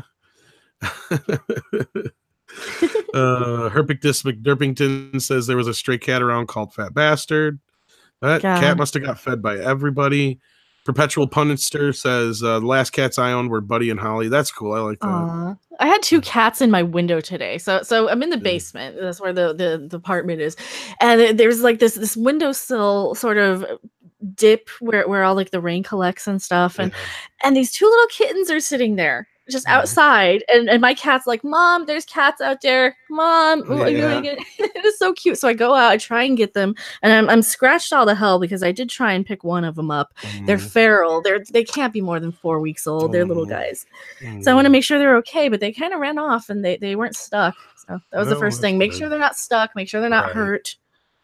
Yeah, and then the last one here was Zach Z says, my dad's cat goes by Turd, used to be Little Shit. Let me guess, Grand gives the name. Tyler says he had to rename Skywalker Chewy. He eats everything like plastic way too much. Yeah, sounds like my dog. Zabu ate he ate foam, and $6,000 later he's fine now. Oh, that's right, you were telling me about that. Yeah, we got one named Jones. That's a pretty normal name, I guess. Got a dog named Shithead. That's a different name. Well, see, mine is named Zabubafu after the lemur. And another cat named Shithead. Yeah, Shithead's a pretty popular name. I've known a couple dogs, I think, named Shithead. Yeah. I had one I called Little Shit for a while. Cats can smell old ladies, Mecha says. I'm not that old. I'm a robot, too. So I'm a synthetic life form. No, Shaq, we did not get to see the leak trailer. Mecha tried to find it, but it was already taken down. So, yeah. It's probably out there. I'm sure you can find it someplace. I'm sure if not, it'll be out next week. So, seems so rushed. Yeah, I was kind of hanging. Yeah.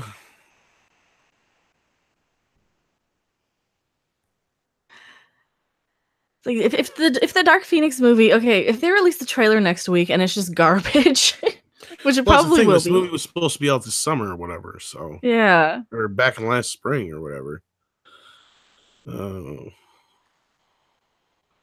There's another good one, Indian Anna. Perpetual Punster, you're naming my next pets. Frodo and Furball. Yeah. Oh, man. Major Pain. There you go.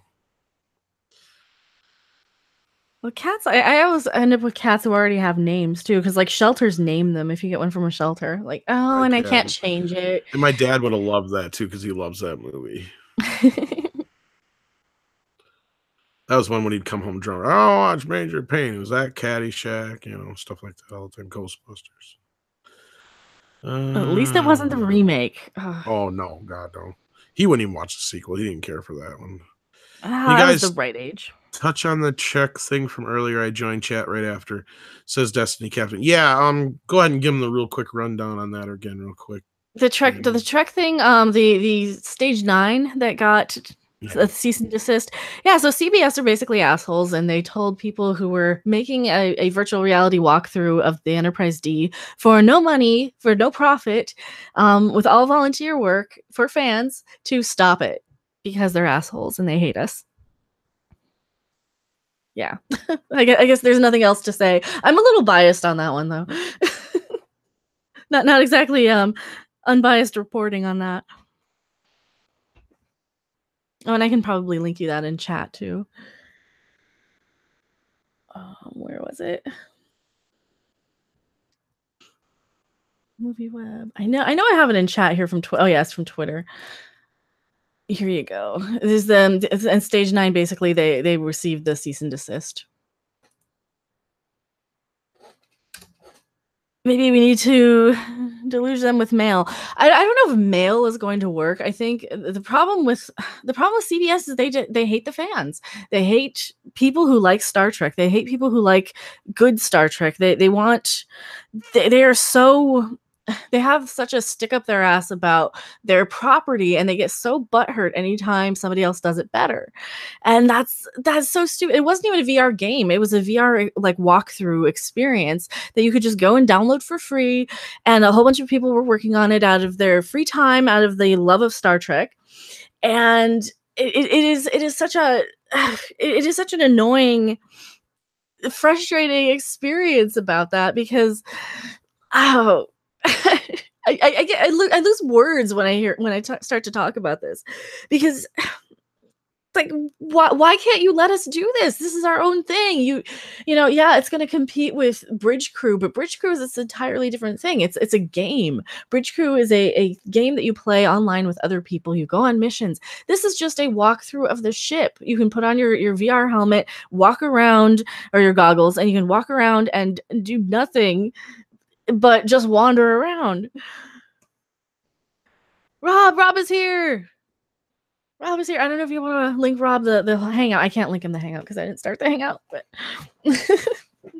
actually, you can. All you got to do is copy the link at the top and send it to him. Oh, okay. I've done it before. Okay.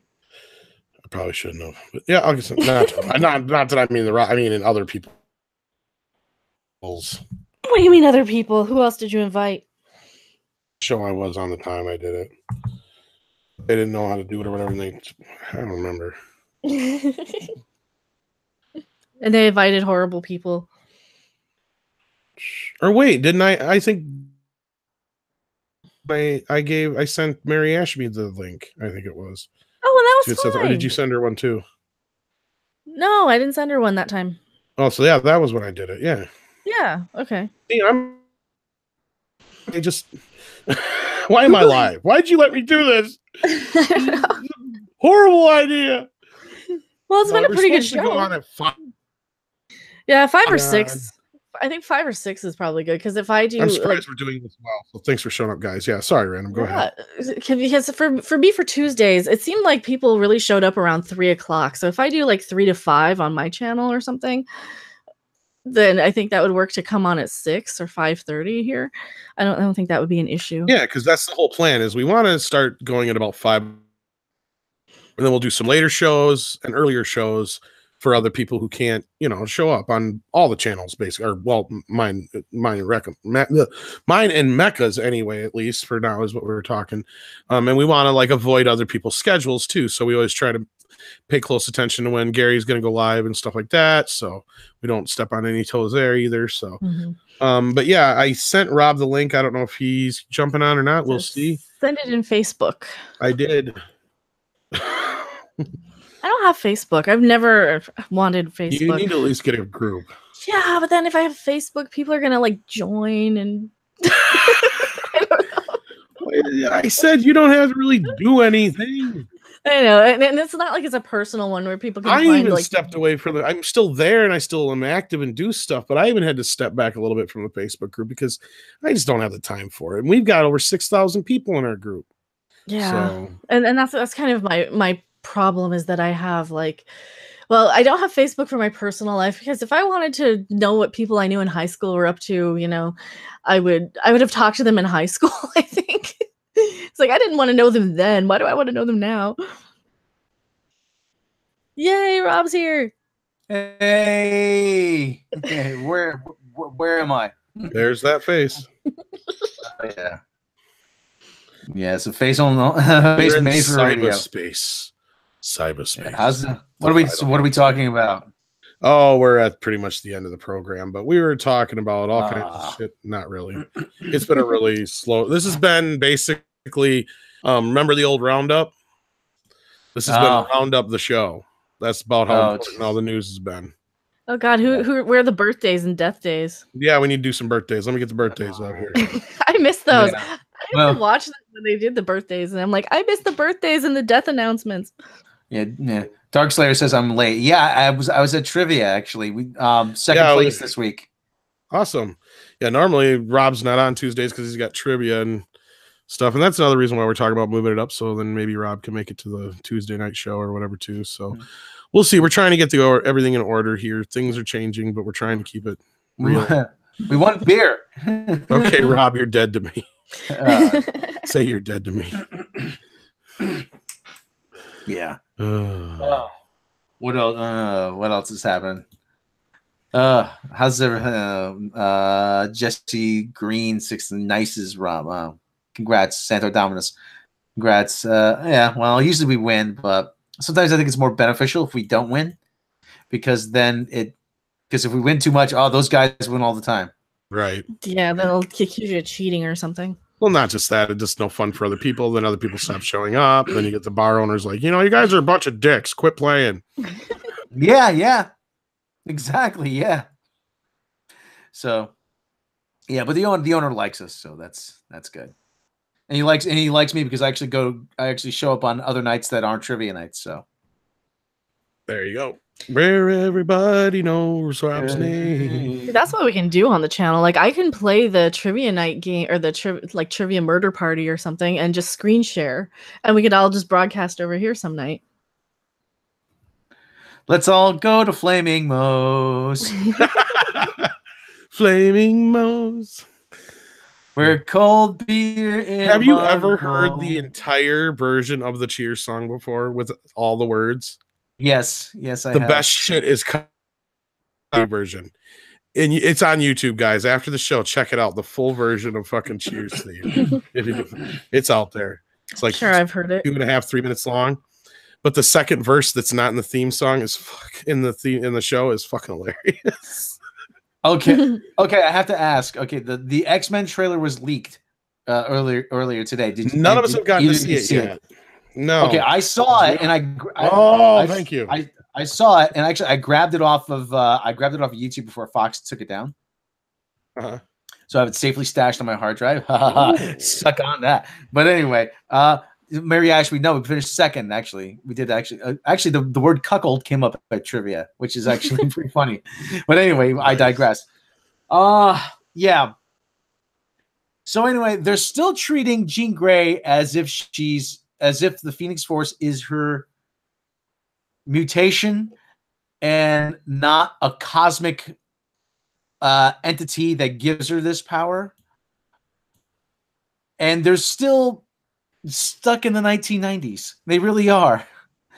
I mean, which is kind of, you think that this is the last hurrah, well, obviously they didn't know this is the last hurrah going in, but you think that Fox, after all this time, would want, no, I think this was meant to be the last one all along, even if the whole Disney thing didn't happen.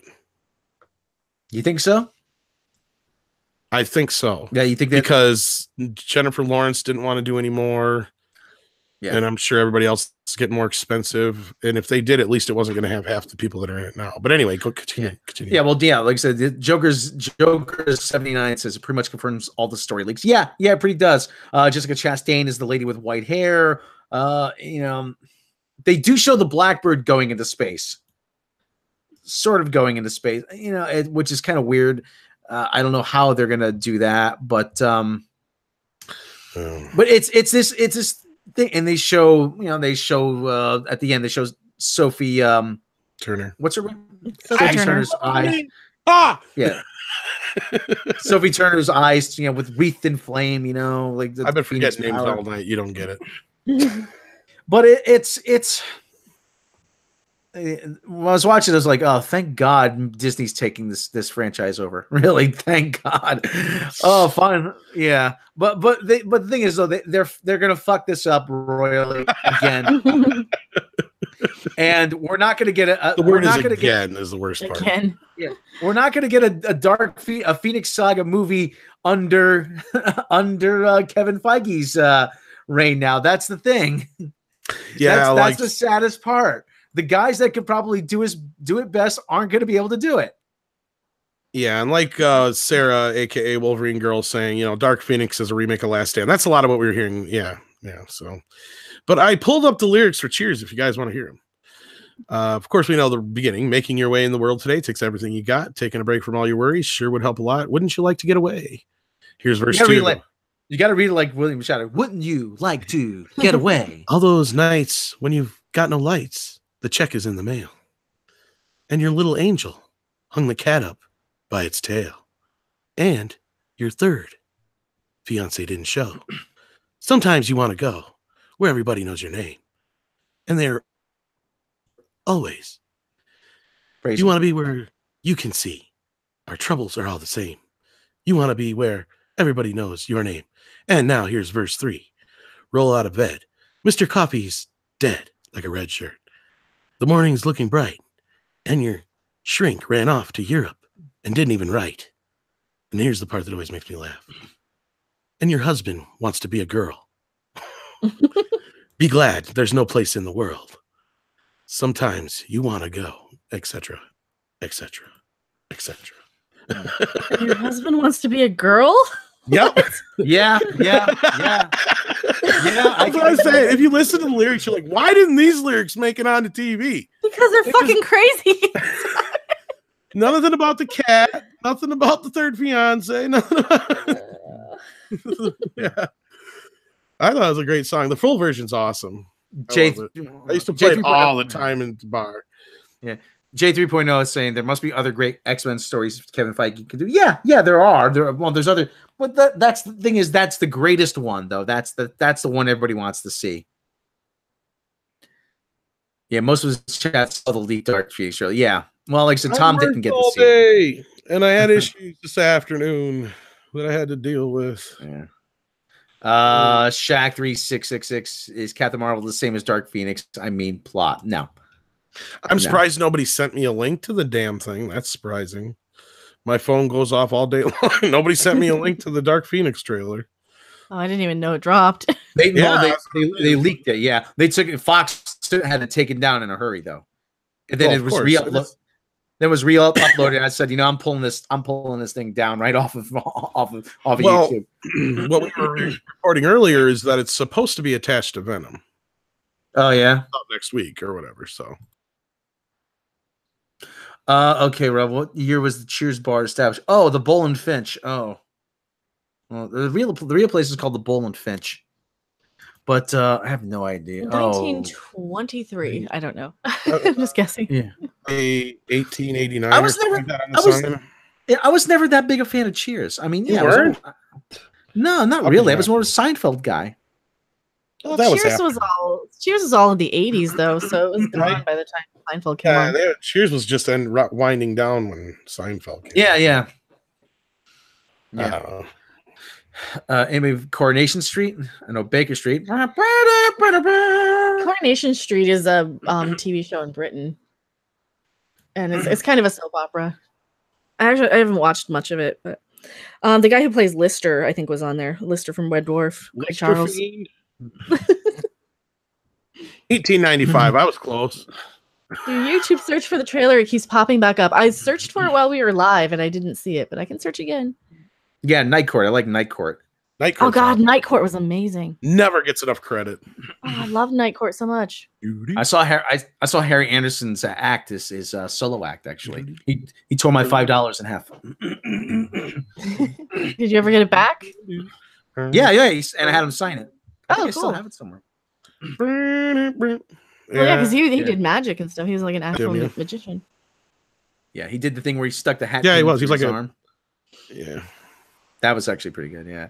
I want to watch my night court tape. Yeah, Tyler toss down. Brown, just as I said.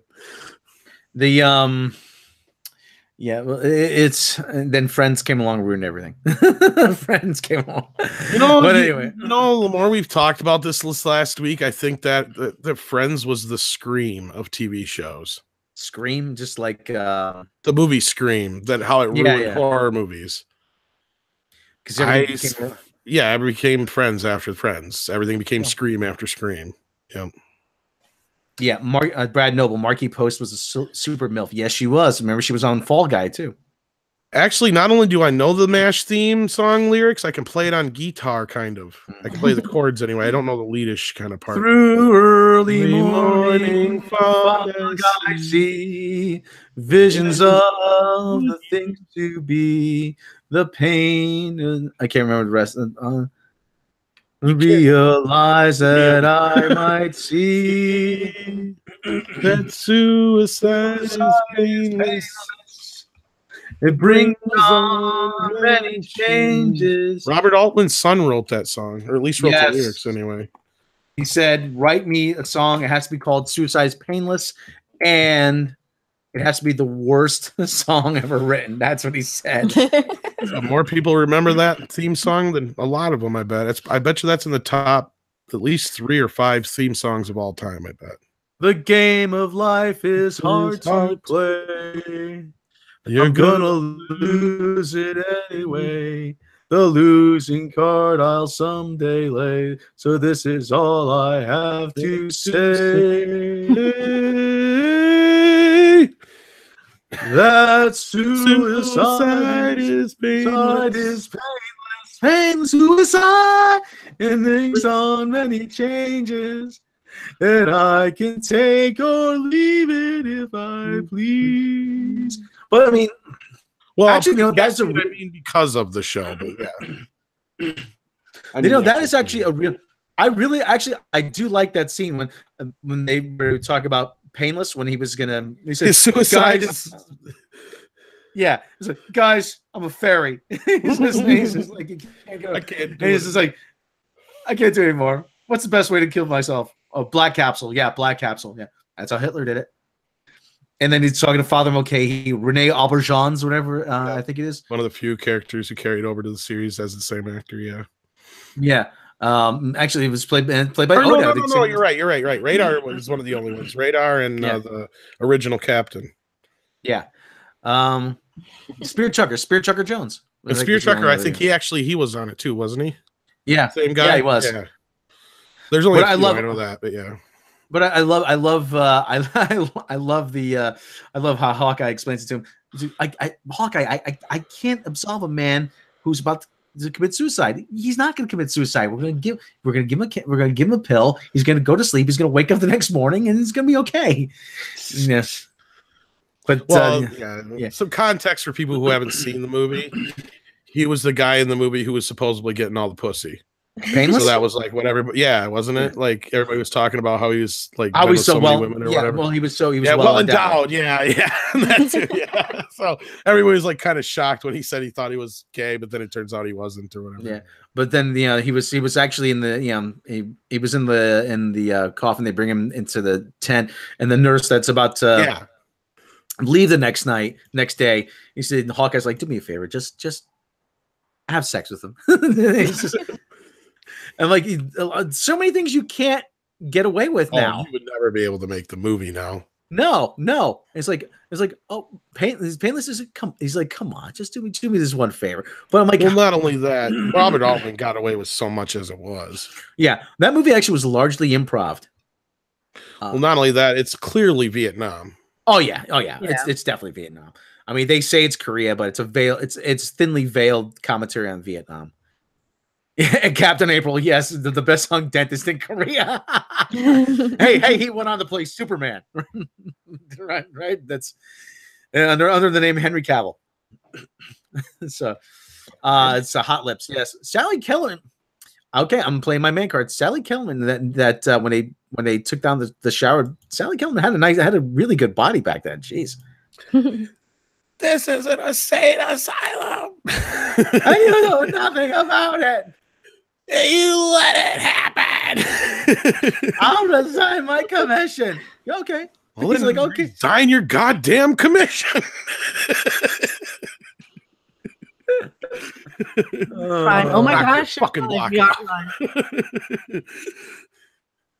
MASH, if I remember correctly, was the first time the F word was ever in a movie. Was it? I think so. When he says, "I'm going to knock your fucking block off." Oh. In the football game. Oh, yeah. If I remember correctly, that was the first use of the F word in a Hollywood movie, if I'm not mistaken.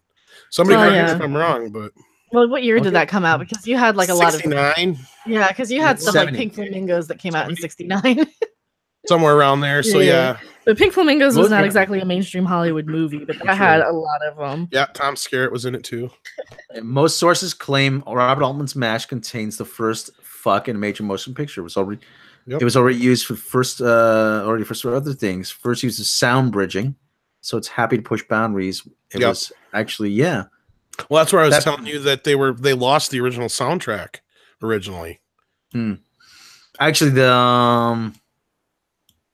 they said The Graduate. Could also be Graduate. That being said, the climax word in The Graduate.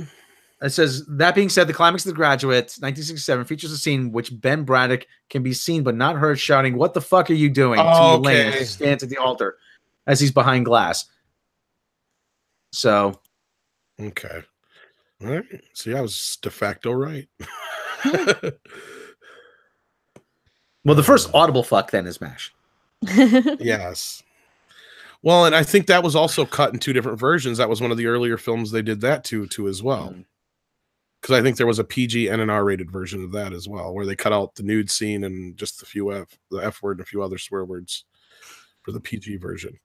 Because I remember back in the day, HBO would show the PG version during the day, and they would show the R version at night.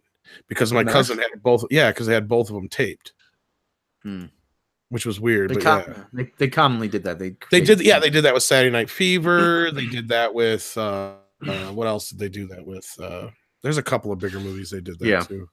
Spawn actually was one of the more recent ones that they did. There was a PG-13 and an R cut.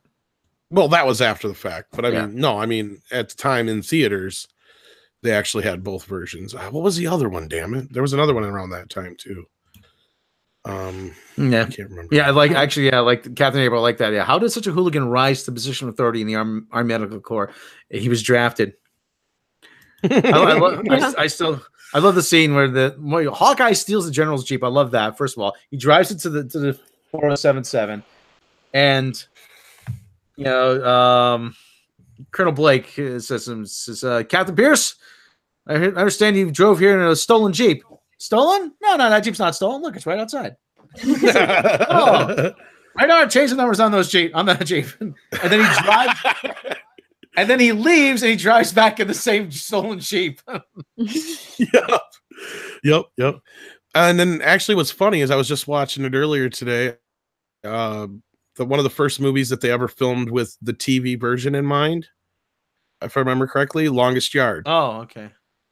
Where they filmed it in an open mat, so when they did the TV version, you wouldn't lose any of the widescreen. Oh yeah. And I think they even filmed a couple alternate scenes, if I'm not mistaken, because at that time they wouldn't have been able to show them certain things on TV like they do now. But back then it was even better. But actually, do you want to know one part? Actually, we were talking about MASH.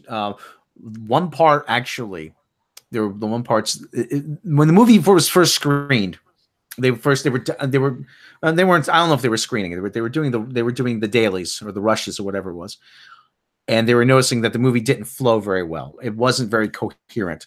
So when they reshot it, they did those sectional pieces with the PA speaker. I was just gonna say, oh, you mean with the PA? Yeah. And that tied the movie together, made it more cohesive. CD Horde, are you trying to seduce me, Rob? No, I'm not. It depends. Well, if I remember right, the movie's loosely based on the play, which is based on the books. The Robert Henninger books. Yeah, and it's like so it's a very serial kind of. It didn't really have a coherent story. It was all kind of little skits, more or less. Yeah, it was little slices of the actual war life. Guy was the life during at a mobile army surgical hospital. Now it's the MASH units have been replaced by combat hospitals, which probably that's the other thing is these people are all loosely based on real people as well. Keep that in mind. Yeah. Yeah, and like I said, no way you can get away with naming a character Spear Chucker Jones these days. Not a chance. No.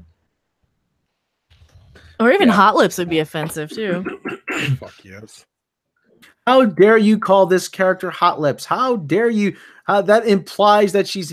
Yes, that does imply that she's easy. Winchester said about her one time. She's a combination seductress and Attila the Hun or whatever it was. My lips are hot. My lips are hot. That's why she got the name. They won't tell you that in the TV version, though. Oh no, because they're not talking about the ones on her face, my friends. Yes. Oh, Captain America, drag it back to Star Trek. Yeah, second pilot with the silver contact lenses. Yeah.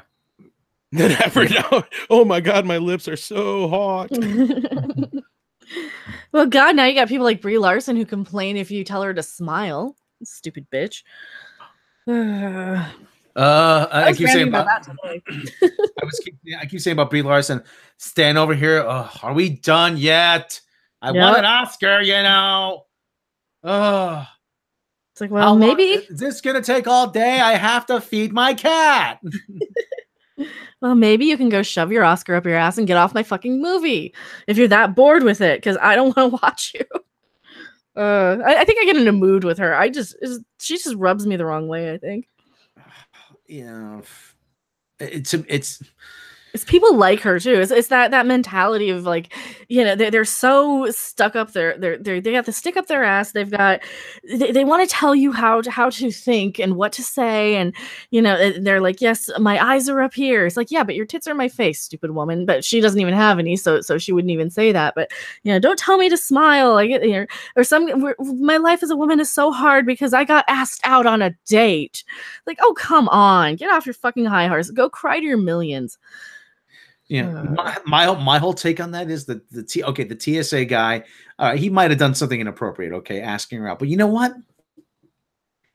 Really, that's the worst thing you could say about, oh, he asked me out. Oh, how dare you ask me? I gotta find I'm sorry, but I don't care where I worked. If a fucking movie star walked in and I'm a single guy and I think I even have a shot in hell, of course I'm going to ask her out. Right. And what other chance are you going to have? He was probably kidding any fucking way. Yeah. For Christ's sake, she goes out with some guy named Alex Greenwald. Oh my God. Who the fuck who's Alex Greenwald? He's a porn man. Oh my God. She's got a porn. Oh my, he's a porn guy? No, he's a poor man's Johnny Depp. Oh, I thought you said he was like a porn director. Or a porn star. Yeah, I was like, oh, that explains it. Look at this asshole. I got to do the screen share, okay? Hang on. Let me see if I can do this. How do we do this again?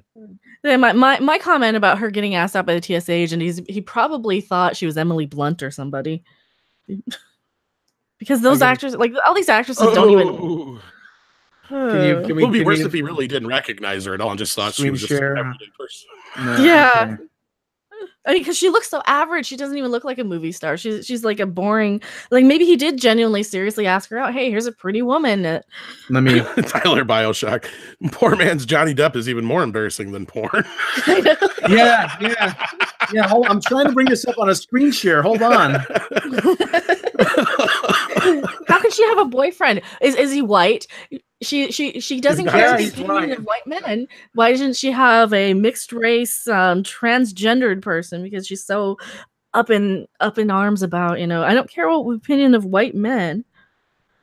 Yeah, but women like her just rub me the wrong way. I am embarrassed that they represent my gender. Because I don't think they do. I don't think they do represent my gender. Okay. I just shared it. Did it come up? No, that's not our screen. It's you need to check or you need to like minimize it. Oh man, holy shit. Click the other tab. Click the other tab. What did I do? That's said Inception. Through the looking glass. Through the looking glass. Yeah, just click your other tab, and you'll be fine. Yeah, click screen share and then click your other tab. Okay. That was pretty funny. Okay. It's not working. I did it last night. Shit. For fuck's sake. Make a liar out It's of a me. good thing I had it muted. Hold on. Okay, application. Okay, hold on. I was making cracks about the tranny port, and he was like, he didn't obviously hear me. I'm like, oh shit, because he said, yeah, it wasn't last night. I'm like, yeah, it was. You liar. Look at this. If I ever bring it up, I'm like, look at this asshole. Jesus.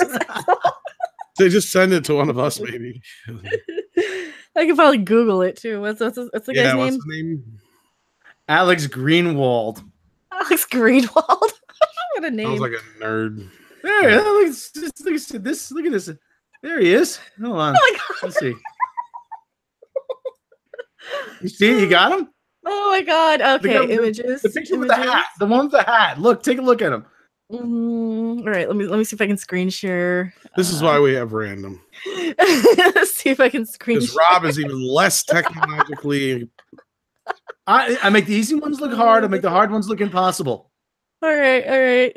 Where Oh is my he? God, we got everything there. Holy shit. All right, let me find one. Tranny porn. The one with the hat. The one with the hat.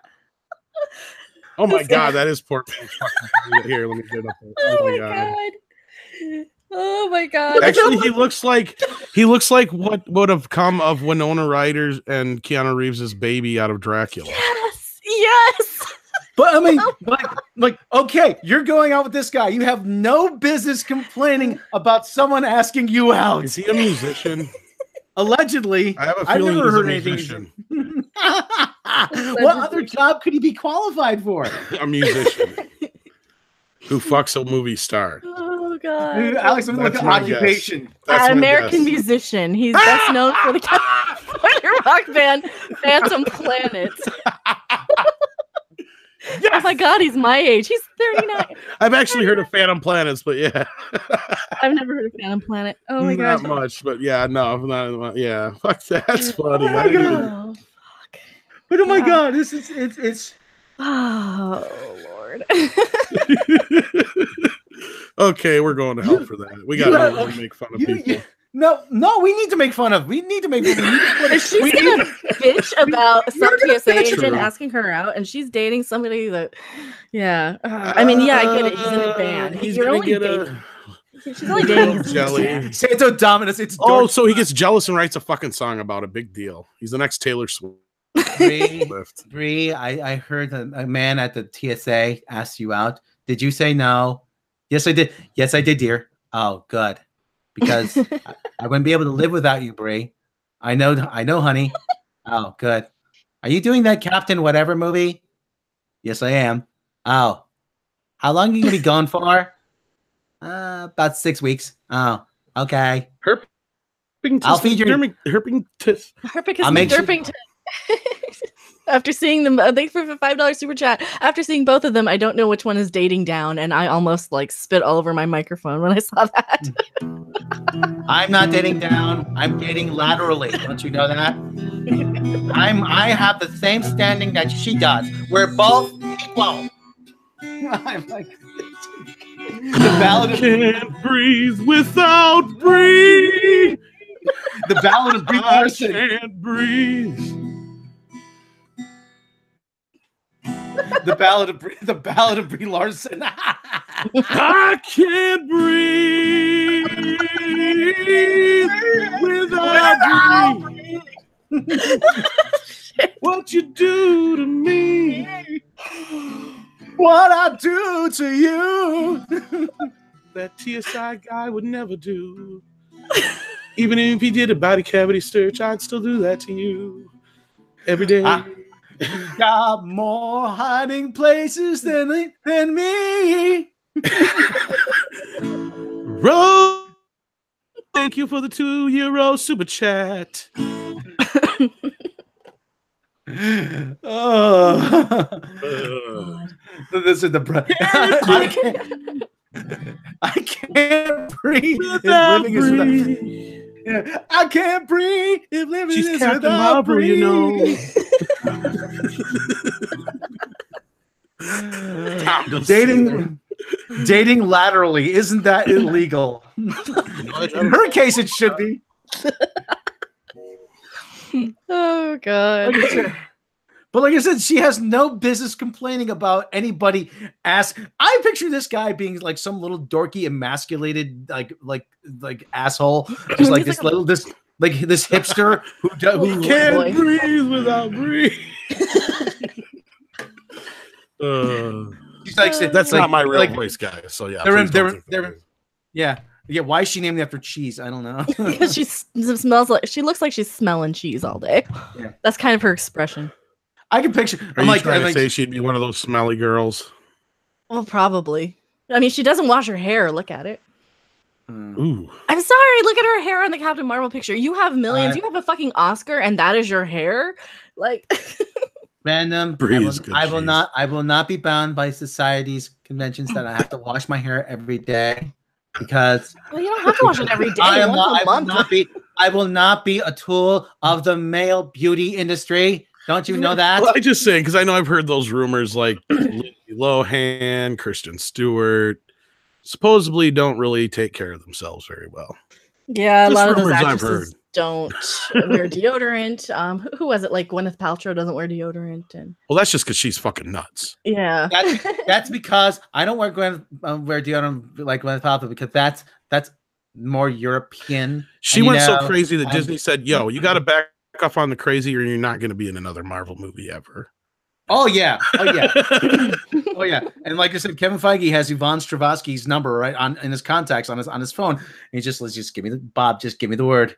Just give me the word, Bob. I'll send that bitch packing. Just give me the fucking word. I can't verify any of that, by the way. I'm just guessing. You smelly girl, smelly girl, smelly girl, smelly girl. What are they feeding you? Oh God. Oh God, don't get us back to fucking Friends. Oh, I hate that too when I pull out the guitar, especially if I play something funny and everybody's like, "Play Smelly Cat." It's like, fuck you, I don't know that song and I don't want to sing it anyway. Yeah. I never watched Friends. I know what it is though, so yeah, I know. I've seen the clips. Yeah, we talked about that earlier, Leo Hale. How do we feel about the Stage 9 Enterprise recreation team being hit by the cease and desist from CBS? Fuck CBS. We pretty much concluded that they obviously hate their fans at this point. CBS hates you all, and you should all unsubscribe from CBS All Access, not give them a dime, and never pay them anything ever. Okay. Who dated who? Okay, there's a site called Who Dated Who. You want Brie Larson's history? Let's look up Brie Larson's dating history, okay? This ought to be fun. Oh my God. Okay, Alex Greenwald. Some guy named John Patrick Amadori. Okay, now I gotta look him up. Cody Lindley. I think look at this guy, Cody. Look at this guy, Cody Lindley. I think Brie Larson may be a closeted lesbian. She looks more manly than he does. Does she date like all the kind of stereotypical soy boys? Okay, well, how do you spell his name? Cody what? Lindley? CODYLIN. Oh, he's so fabulous. Look at this boy. Here, he's with fabulous. His pink shirt. He's I didn't see his pink shirt. Oh wait, where's his pink? I didn't see his pink shirt. I see. Okay, Cody Lindley. He's an actor. Who's this guy dating now? I'm curious because he's got to go and head over to the melon ball side of the buffet aisle. Okay, here's Cody Lindley. He's dated Chloe Bridges, Demi Lovato, Brie Larson, Nicole Gale Anderson. He's an American actor and singer. He played a recurring role as Jake Ryan in Hannah Montana and Dancing with the Stars. So he's nobody. He's not Dancing with the Stars. He's nobody. Okay. So Don't you know? Don't you know, Random? I will not have any man overshadow me. I must have a bigger career than any potential partner. That's every actor, though. They never want. Okay, who's the other one? Some asshole named Sean Patrick Amadori. Sean Patrick. What? Amadori. Yeah, Amedori. Oh, A-M-E. Okay. He Oh looks my just like God, the he's other even one. a poorer man's Johnny Depp. He looks just like the other one. Is that possible?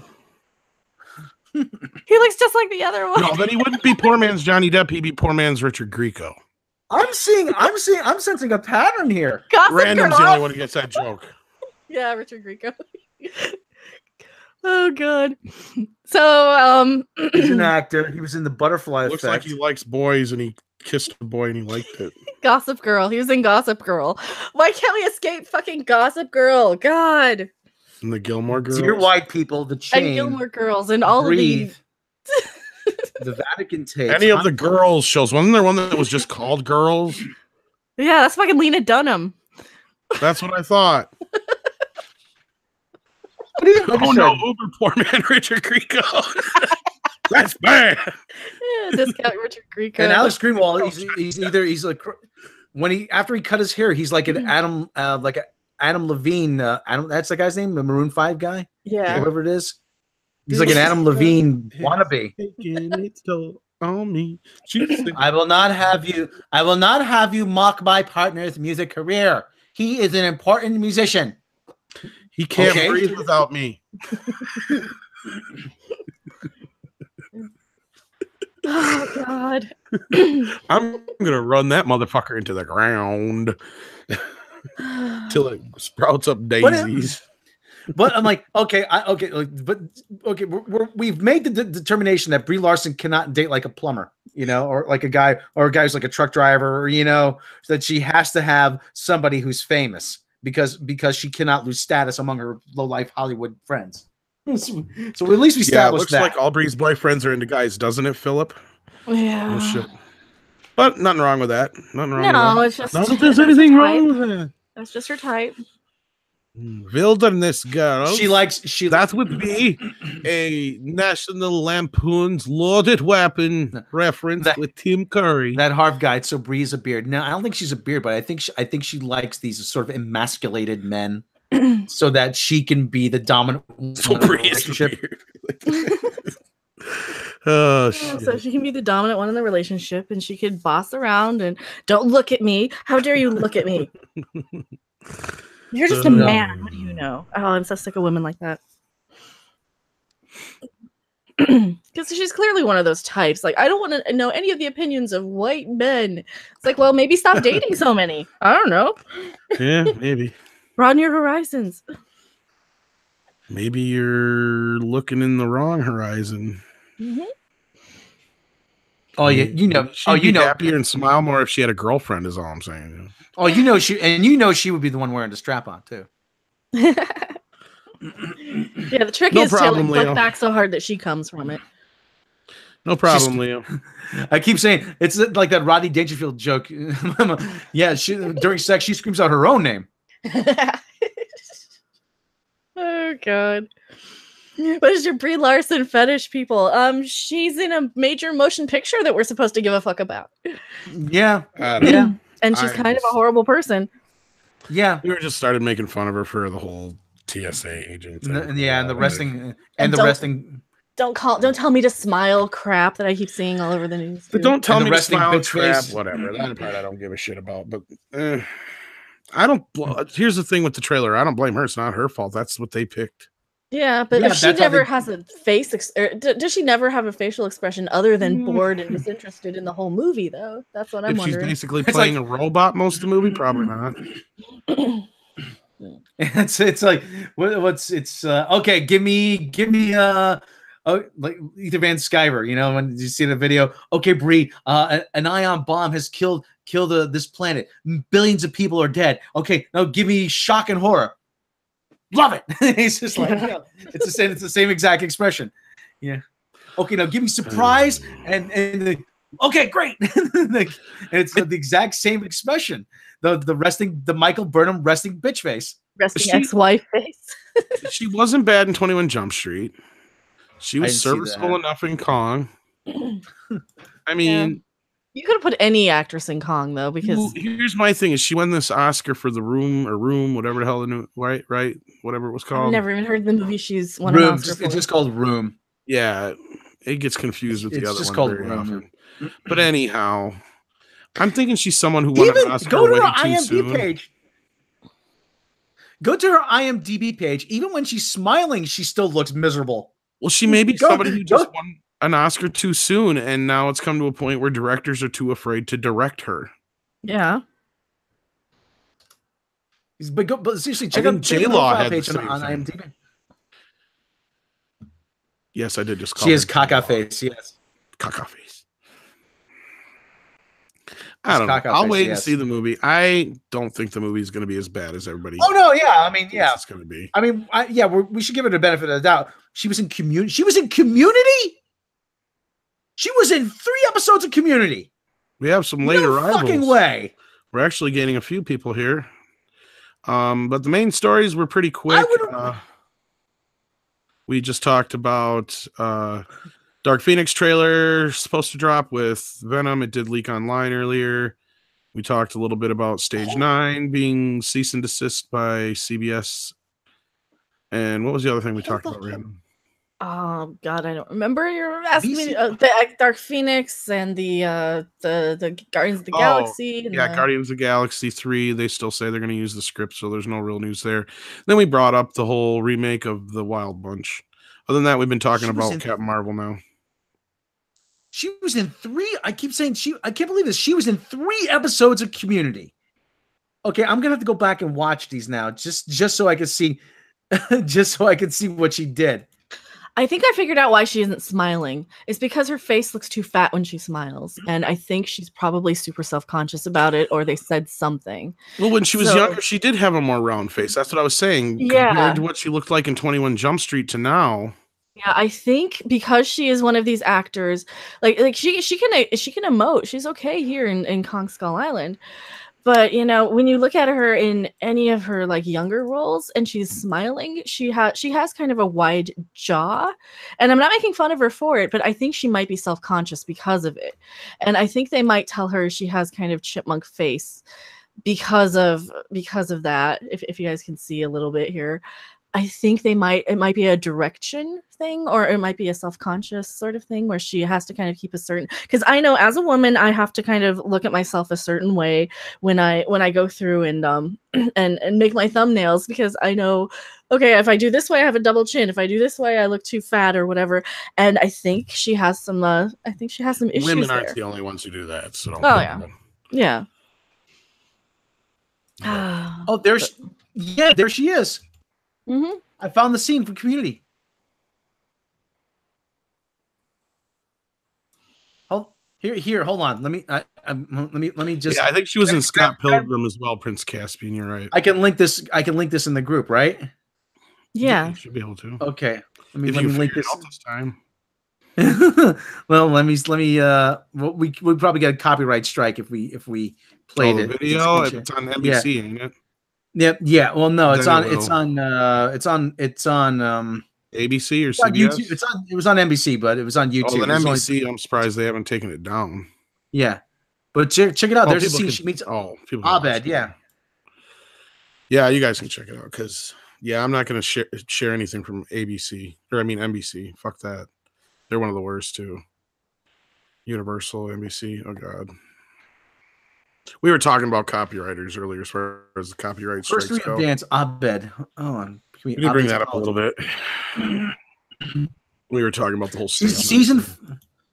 There she is. She's in season 3 again. Season 5. Oh my God! I can't believe this. She's got thick glasses on. Midnight next time you smile, let me hold your purse. Brad Noble says. CD Horde, you're just having fun with my memory issues, are you not? CD Horde. Lack of sleep, man. Is it lack of sleep or something else? Everything. Everything anymore. All right. I need a vacation. What's that? Yeah, right. They do YouTube. We still You got never get one. 97 people watching us. Did You guys are insane. Did the High Council end? Is that why you guys are sticking around? But you said the whole thing about she might be self-conscious because she has a chubby face. I hate using that word, but she has nothing wrong with that. She's around. I always thought she was very good looking before she lost some of the weight, to be honest with you. But you think someone would say, hey, maybe try wearing your hair a little differently to sort of camouflage it? Yeah, I think a lot of the problem is her hair is so limp and lifeless, and the color is very not flattering on her. Her hairstyle isn't very flattering on her. And I don't know why they don't fix that. I don't know why they don't go like a different shade. Because I should not have to conform to your standards of beauty. Don't you know that? Maybe we're looking at it. I am a modern woman. Maybe Random's bringing up a good point, though. Maybe exactly your point, but it's kind of what I'm starting to think is maybe we're looking at it the wrong way. Maybe she's just been by her fucking handlers all these years to be this person she is now, to the point where this very cute, adorable, what seemingly was a sweet, up and coming actress turned into this fucking Oscar winning bitch. Yeah, and she shouldn't have won an Oscar so early. I'm sure she's a perfectly fine actress. Look at Carrie Fisher and what she had to go through. Everybody was always telling her she was fat. Mm-hmm. And everything. That's nothing new in Hollywood. Actresses get it way worse than actors about, you're too fat, you're too this, you're too that. Do you think Brie Larson's in the gym now? That bitch Yvonne Strahovski, she's not going to replace me. God damn it. Yeah, probably, because they have so much money, and if you already have your Oscar, and all you have is competition and your prestige. And I don't use the GD word very often, so I don't like taking the Lord's name in vain, but it just I think I sold it very well doing that. No way, she's not gonna replace me. No, she's got a picture of like Yvonne Strahovski, like that was motivation. It's like, oh, that bitch has got it coming. Oh, brother.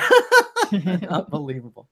Yeah, Judy Garland was constantly called ugly. Audrey Hepburn was constantly reminded of being small. Yeah, and Judy Garland was called fat and ugly or whatever. And every actress throughout history, they're always like bullied by the studios because they have to be like size zero. Especially in Garland's time, women were really treated like shit. Well, yeah, and that's how. Look what happened to Marilyn Monroe, for fuck's sake. And they would give them pills, and they would be like, "Okay, you're gonna start smoking, and you're gonna start using these barbiturates and all these nasty drugs to keep your appetite down." And they were real thin because the camera does add pounds, and a lot of the time the actors are like the male leads are either shorter than they would like to be, or they're slimmer than than you would imagine for a man, and so you have to have the act and they have to be bigger than the actresses, and they have all kinds of weird beauty types in Hollywood. Humphrey Bogart had to stand on a box to be taller than Ingrid Bergman. Tom Cruise. Yeah. Tom Cruise is like what, 5'7" or something? 5'4", I think. I thought it was 5'4" or 5. Yeah. Yeah. He's pretty short. Shorter than me, I know that. Now that you mention it, I have this rule number 34, fantasy meeting of Brie meeting Yvonne in the gym by chance, and then within 45 minutes they hate fuck each other. Oh, yeah. But Yvonne, Brie would probably steal Yvonne's clothes when in the shower, though. So try to get home now. Says maybe you can get a ride from a koala bear or something. I don't know, whatever it is. I don't know. I try not to be so mean. So, but no, we're not saying to be mean, but we're just saying, we're just spitballing here. I know most of it's fun. I'm just saying. I don't want a lot of people out there to think, oh, you guys are just hating on her and shit. Oh, I'm jealous. I want the millions of dollars. Oh, yeah. Too, I'm absolutely. So how am I sounding, guys? Am I sounding better than I used to? Yeah. I want some kind of vindication for spending the money I spent on this mic. I know I got to get my when you start using it to record shit, I mean, then it really pays for itself. Mm-hmm. All right. Yeah, I've had this since December, since last Christmas. So, it just makes you want to grab it and start singing and shit. It's like, fly me to the moon. Okay, I can't go no further. Yeah. Oh, I did a killer version of "Ain't That a Kick in the Head" one time at karaoke. Ain't that a kick in the head? Yeah, how lucky can one guy be? That's good advice. I always give people to try to do karaoke, sing D. Martin songs because you don't have to strain yourself. Like if you try to do something by Queen, forget about it. God, we always ended up doing like Bohemian Rhapsody in karaoke, like group ones. Is this the real life? Yeah, Daniel, stop making I won stop. first place once doing karaoke to Bohemian Rhapsody. Yeah, but did you do the Galileo parts? One part of it was me and another guy who did it. So we just, he did it as a Galileo Figaro. Magnifico. Oh. Thank you, Mary. I do sound better. Good to know. Do I sound all sexy like? Yeah, baby. When I break out the Colt 45, the Millennium Falcon gets a little moist. Colt 45. Well, you are talking into a big black dick microphone, though. I am. When I was making Empire Strikes Back, I said, one of these days I'm going to be responsible for the conception of a young lady who's going to play Captain Marvel. Little did I know that she'd have perpetual resting bitch face. That goes with the joke. That goes with the joke that where we said most of y'all listening are here because of Billy D. Williams, probably. So yes, cool. Without me, none of you motherfuckers be born. Colt 45. Samuel Jackson. Colt 45 works every time. Samuel Jackson before Samuel Jackson was Samuel Jackson. You would not, motherfucker. You smooth. I'm rough. There's a difference.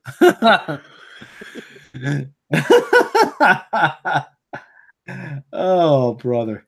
Don't fuck with me. BBC. BBC is porn for big black cock. Oh, okay. This motherfucking plane. I see that. I see that on the. I see that on the porn sites. I'm like, is this British porn? There's that's British porn. That's another category. You can search Almost. And we got well done. $2 to make the singing stop, so we have to stop singing for $2. I guess. You know, Rebecca, we could have sexual intercourse again. I think we quit singing in a while ago, so don't worry about it. Patrick Ollinger, you guys are funny, and that's not just looking.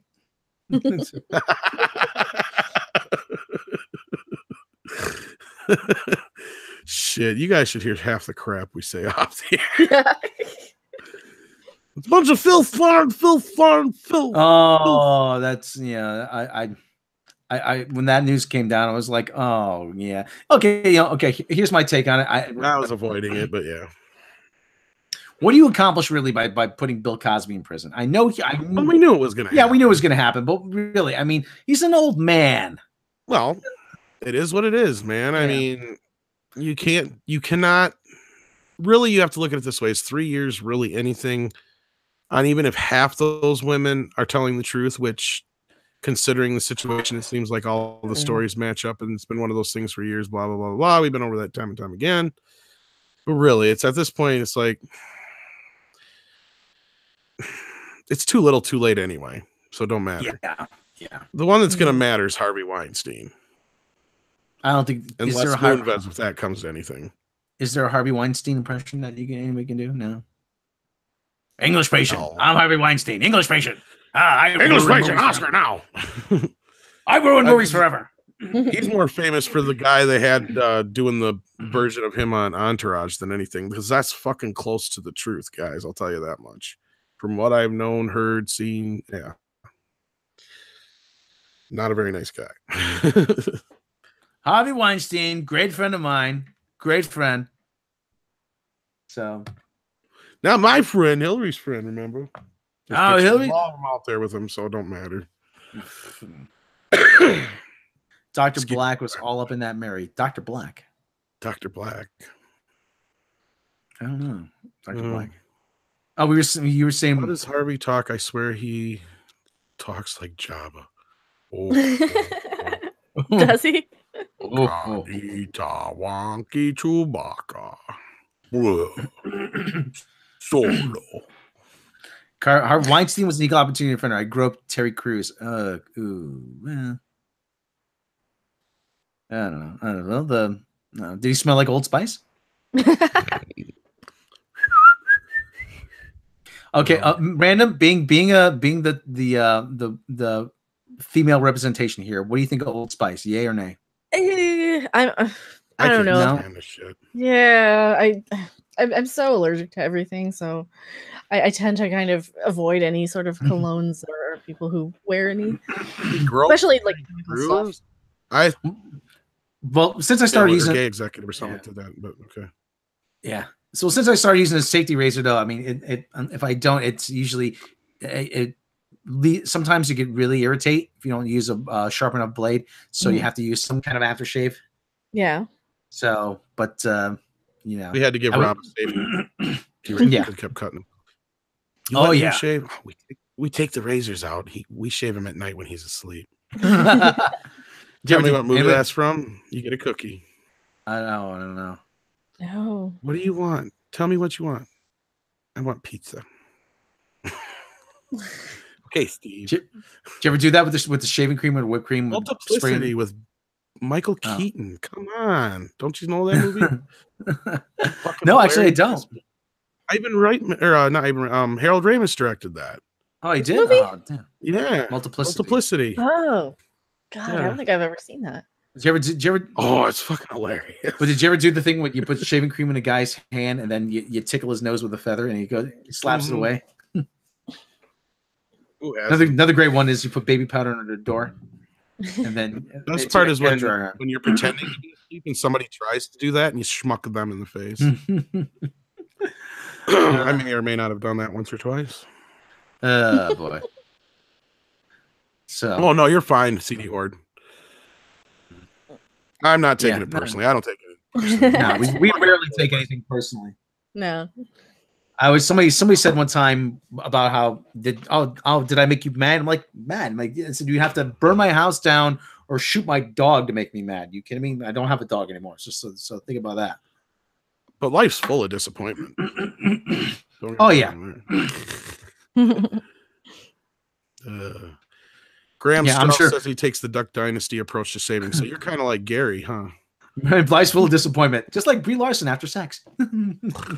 Hey, she might be a firecracker in the sack. You never know. Sometimes those girls are really boring are like really kinky and really amazing. So Lindsay Lohan, as crazy as she is, and I'd probably never do it because I'm gonna be afraid of what I'd catch. I gotta imagine she's probably pretty wild in the sack, as nuts as she is, though. But I'm gonna get in trouble for saying that. But hey, see, now I would imagine Brie Larson, I have a feeling is boring as hell, but. I picture someone like Susan Sarandon being wild in her day, Oh hell yes, yeah. Susan Sarandon, and I picture someone like Gwyneth Paltrow just laying there. Oh god, yeah, probably. I don't think I could put up with Gwyneth Paltrow. I really don't.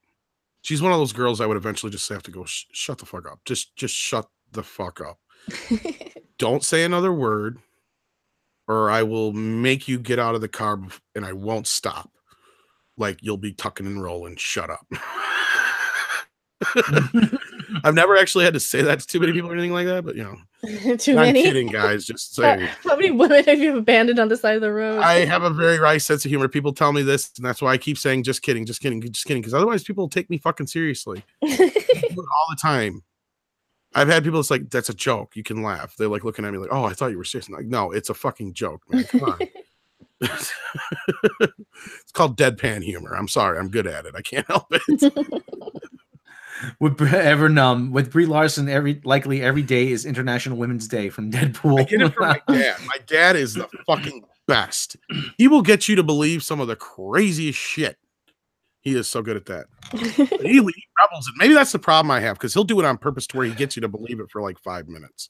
And then he's like, no, I'm fucking with you. You know that, right? I'm finally, it's like, are you kidding? Are you being, no, I'm kidding. He's like, Dad, you're an asshole. So he does that on purpose. So it's like, yeah, back when my niece was much younger, I almost convinced her I was Chinese. That's so mean. She would say, my mom. And she would say, my mom is Irish, my dad is Italian, and I would go, I'm Chinese. And she go, "You are not Chinese." I said, "Sarah, I'm Chinese. You are not Chinese." And so finally she said, "You are not Chinese because there's a girl in my school who's from Chinese and you don't look like her." And I go, "Sarah, I'm Chinese." And I go, and she goes, she's asking my mother, she says, "Grandma, is Uncle Robert really Chinese?" "No, he's having some fun with you, Sarah." "Oh." Leave it I'm to like, her. I I'm was gonna so ruin the close. fun. Yeah. I was so close. I almost convinced her I was Chinese. Oh yeah. Tyler Bioshock. Melanie Griffith was another one of those I've heard some stories about. She was pretty wild. Oh yeah. Oh yeah. Oh yeah. Then Meg Ryan was kind of a prude. Yep. Oh yeah. Oh, you heard that? What was horror stories about her? Oh yeah. Oh, Well, she was in the Doors movie, and she kept trying to cover up her tits when she's laying there in bed with Val Kilmer. Yeah, because she didn't want to fucking do it. Yeah, it's like, you're a hippie. You let him fly. Shit. Honestly, I think Or she's playing a hippie. That one I might feel a little sorry for. Stone probably fucking bullied her into doing it, but still. Yeah, but still, I mean, she's playing a girl who was sleeping with Jim Morrison, who died of a heroin overdose. Yeah, in the free love era. Yeah. Yeah. Expect some nudity, lady. But what if like, if you're a director, okay, and you meet with Meg Ryan, what do you say to her? So listen, do you say, okay, we're doing this scene, we're doing this movie about the Doors. It was the 1960s. It was a pretty wild time. And this is one of her first big movies too. Yeah. Do you say to her, there's going to be some nudity in it? Oh, I'm sure it was already probably there to begin with. Yeah. Is that something you're comfortable with? I mean, do you say you have to say that outright up front? She took the movie because it was Oliver Stone. It was the Doors. Yeah. And she was on her way up. It was just a natural thing. Now, as far as nudity, especially back in the 70s and 80s, it's not as transparent as it is now. I will say that. There was a lot of times women weren't really given the choice. Yeah. It was like, either you do it or we'll find somebody else who will. That wasn't in their contract. That was where those contracts started coming in, where women, like especially the bigger actresses, you want the pod? Lose the bra, toots, okay? Santa Domina says she wasn't exactly well cast in the Doors. No, she wasn't. She really wasn't. She was there just because of who she was. It was a mutual thing. It was a boost for her career. It was a boost for the movie, because I'm trying to remember what she had done just before that, because she hadn't had a bunch of hits. But like Joe versus the Volcano. I don't think she even did that before that. I think she was in Top Gun. She was in that was her big movie. Sally. That was after. See, all that shit. The Doors was like 91, though, right? Yeah, it was. Yeah. Okay, yeah. You're all right. You're all right. Yeah, so she would have been big by then. Why? That I don't know. I was thinking it was earlier than that for some reason, but yeah, you're right. My bad. See, yeah. See, and if you're in a movie about a rock star, she was trying to win an Oscar there. That's what it was. Yeah, that might have been it. But she wasn't that then good. She mutilated her. Yeah. No. And she mutilated her face with not a good actress. She mutilated herself with plastic surgery, though. Yeah. I have always hated Meg Ryan. I am sorry. I'm trying to think of one Meg Ryan movie I own. And if I do, it's definitely not because of her. And The Doors is one of the only ones I can think of. The Doors, I think, is the only movie I have with her in it. Okay. I don't even have Joe versus Volcano. The Doors was 91. Okay, let's work backwards. Sally. Joe versus Volcanoes. Okay, you're right. I'm sorry, random. The Presidio, DOA, Promised Land, Inner Space, Armed. Inner Space was another one of her big ones. Yeah. If there was going to be another one I own with her in it, that's it. She did some television. Wild Side, Charles in Charge, she was on soap operas as the world. She was on Charles in Charge, yeah. Scott Bale. She was okay. After the Doors, it was after the Doors. Oh, she did Captain Planet. See, I think after the Doors, it was like Sleepless in Seattle then, and you're right, random. I'm sorry. Yeah. When I was thinking the Doors was like 88 for some reason. No, because I remember I was in like 6th grade when it came out. You were right. I'm a huge Doors fan too. I am too. I don't know how I fucking blanked that out to where I thought it was that much earlier. She was in City of Angels with Nicolas Cage. That was a big one. Yeah, Santo Dominus. There's a lot of fan fiction in the Doors. Yeah, well, they combine a few incidents and Yeah. they completely fabricated a few, and I mean it's a good kind of it's a good trip. I mean, because it kind of I kind of watch it as okay, you're kind of if you watch it under the right circumstances, you kind of feel like you're in that time, and how much of that would you be remembered accurately anyway? It's a well-made movie, but yes, it's not as accurate as a fan would hope. Yeah, That I will say. But I like Random. I can kind of separate that, I guess. I don't know. I always appreciated it for what it was. To me, it's Oliver Stone's best movie. I don't care for a lot of his other stuff. Platoon and all that is okay, and Wall Street, stuff like that. But he yeah, gets I way prefer the Doors too to Platoon. conservatively preachy and Yeah. some other shit. JFK's too really long. But it's just Back into the left. Back into the left. what I was going to get Back to though is I have a feeling that that's to the what's going to left. happen with Bohemian Rhapsody, but it's not going to be so much fan fiction as it is going to be revisionist history by the remaining band members. Yeah. One thing's actually about did you ever hear what Dennis Leary said about the Doors? He says, do we need the Doors? Do we need a 2.5-hour movie about the Doors? No. I can sum it up for you in 5 seconds. I'm drunk, I'm nobody, I'm drunk, I'm famous, I'm drunk, I'm dead. Big fat drunk dead guy in a bathtub. That should be the title. Yeah. Well, I think they're a lot more important to like the music scene and the culture of the time, and They're one of the biggest American bands at that time. yeah, There was and not they were a so lot of American bands at controversial, that time. and they were and the fact that they were like not even invited to play Woodstock because of how controversial they were. I think that's kind of an important part of the history of the Doors. They were kind of the quintessential first rock heavy band. metal well, not rock band so much as heavy metal band, but yeah. Hard rock, yeah. Mhm.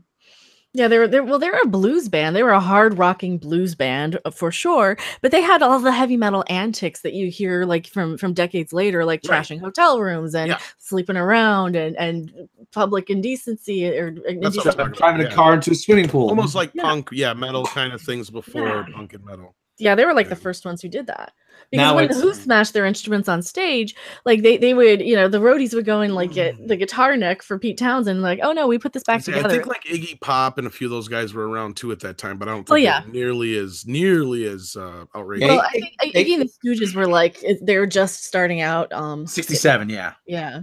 So they weren't anybody yet. They were just starting out. And Tommy then you have, McLaughlin. like- See, that's somebody we could have him come on and talk about this stuff. He was around when he was playing. He opened for the Doors, Pink Floyd, all these guys with their Nice. Yeah, we should have him on sometime and just talk about his music shit. Yeah. Who, Iggy Pop? Fuck, I talked to Iggy Pop all day. Shit. Yeah, he was in the Slaws back in the day, and they used to open for all those guys in California there. Like, I knew Jim Morrison before he was famous, and all that shit. Well, Pink Floyd didn't get over. Like, Pink Floyd barely came over to America with Sid because Sid was out of his fucking mind back. I bet.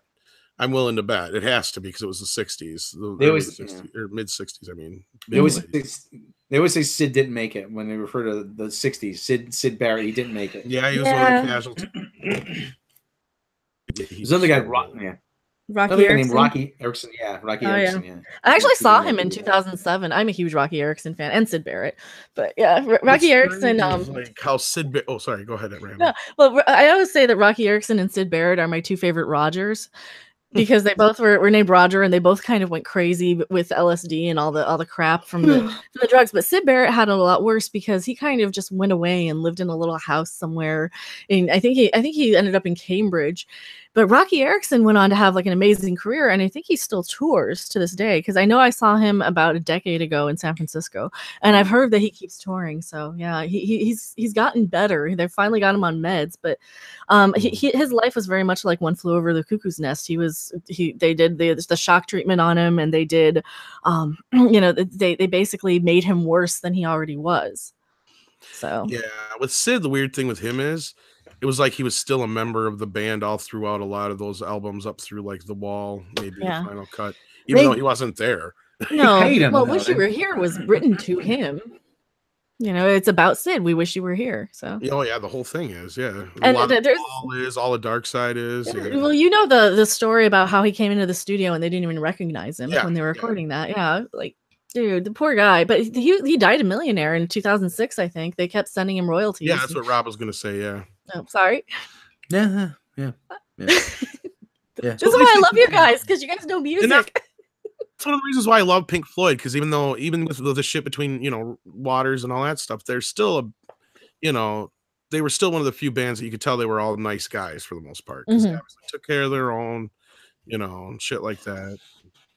I've never heard a bad word about David Gilmour or any of those guys. Oh, No, I mean, I've heard they can be testy to each other, but you can't when they're in a band like that full of egos. Yeah.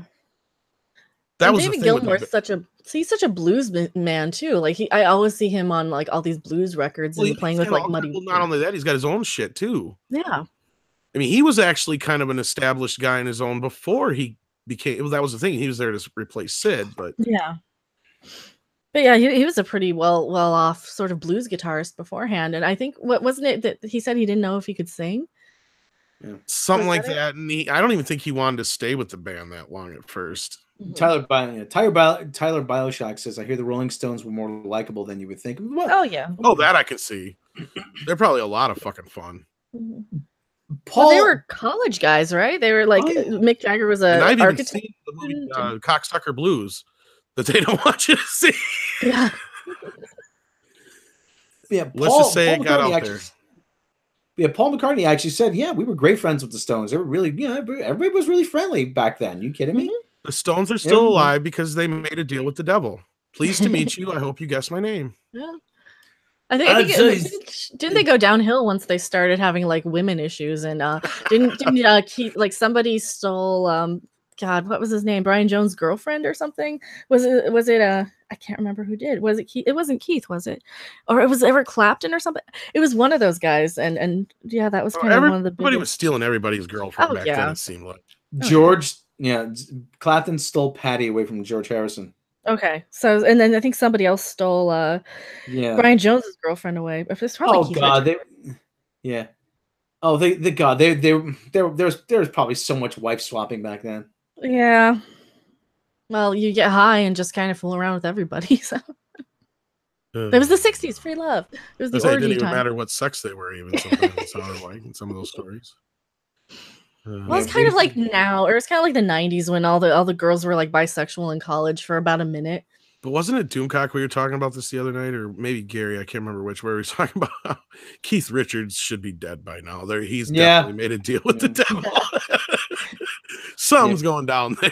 He's been dead for 20 years. He just doesn't know it. In half of the country, and on top of God's trying to kill the motherfucker, and he still is. God is just saying, I've tried everything. I can't do it. Indestructible. Well, I've heard that like he is in charge of that band, not Mick. Probably. Like, he wrote a lot of the licks and shit, didn't he? Yeah. Mm-hmm. It's kind of like with Aerosmith. Satisfaction, done everything. Yeah. Did you ever see? Keith Richards is still not dead. Yeah. No, he's been dead for 20 years. He just doesn't know it. So every show from now on until he does pass, we can start out. Keith Richards is still alive, and yes, Betty White is as well. Yeah. Did you ever see Hail Hail Rock and Roll with the Chuck Berry movie? Hail Hail Rock and Roll. I think so. Keith Richards is in a lot, though. I mean, I think so. I think I've seen that. Yeah. Keith Richards, Richie Zito, someone else is in the band. Richie Zito's a producer. He produced a lot of that freaking ridiculous Heart record. Oh, Sean Connery's still alive too. But it's actually really interesting. Keith Richards, there's a great scene though with Keith arguing with Chuck. But that's what's going on in the film, man. That's what's going on in the film. That film's gonna be That film's gonna be here after we're gone, man. He goes, Chuck's like, "Oh, I ain't dying. I don't care." Keith said he was very proud of the fact when Chuck Berry punched him, he didn't hit the floor. So there can be only one, Betty or Keith, who will win. Yeah, Keith, pretty much. Well, I don't know, because Betty White's feisty, but I think Keith Richards is winning. From the Clan McLeod. Betty White was really pretty back in their day. I mean, she's a pretty old lady now, but she was really her and her husband used to be like a comedy duo, weren't they, until he passed? Alan Ludden. He was the host of Password. I don't remember if they were a comedy duo, but... Well, I know they did a lot of shit together. Yeah, well, she was always like a reoccurring guest on Password. Well, yeah. The password is The password is mayonnaise. So yeah. The password is password.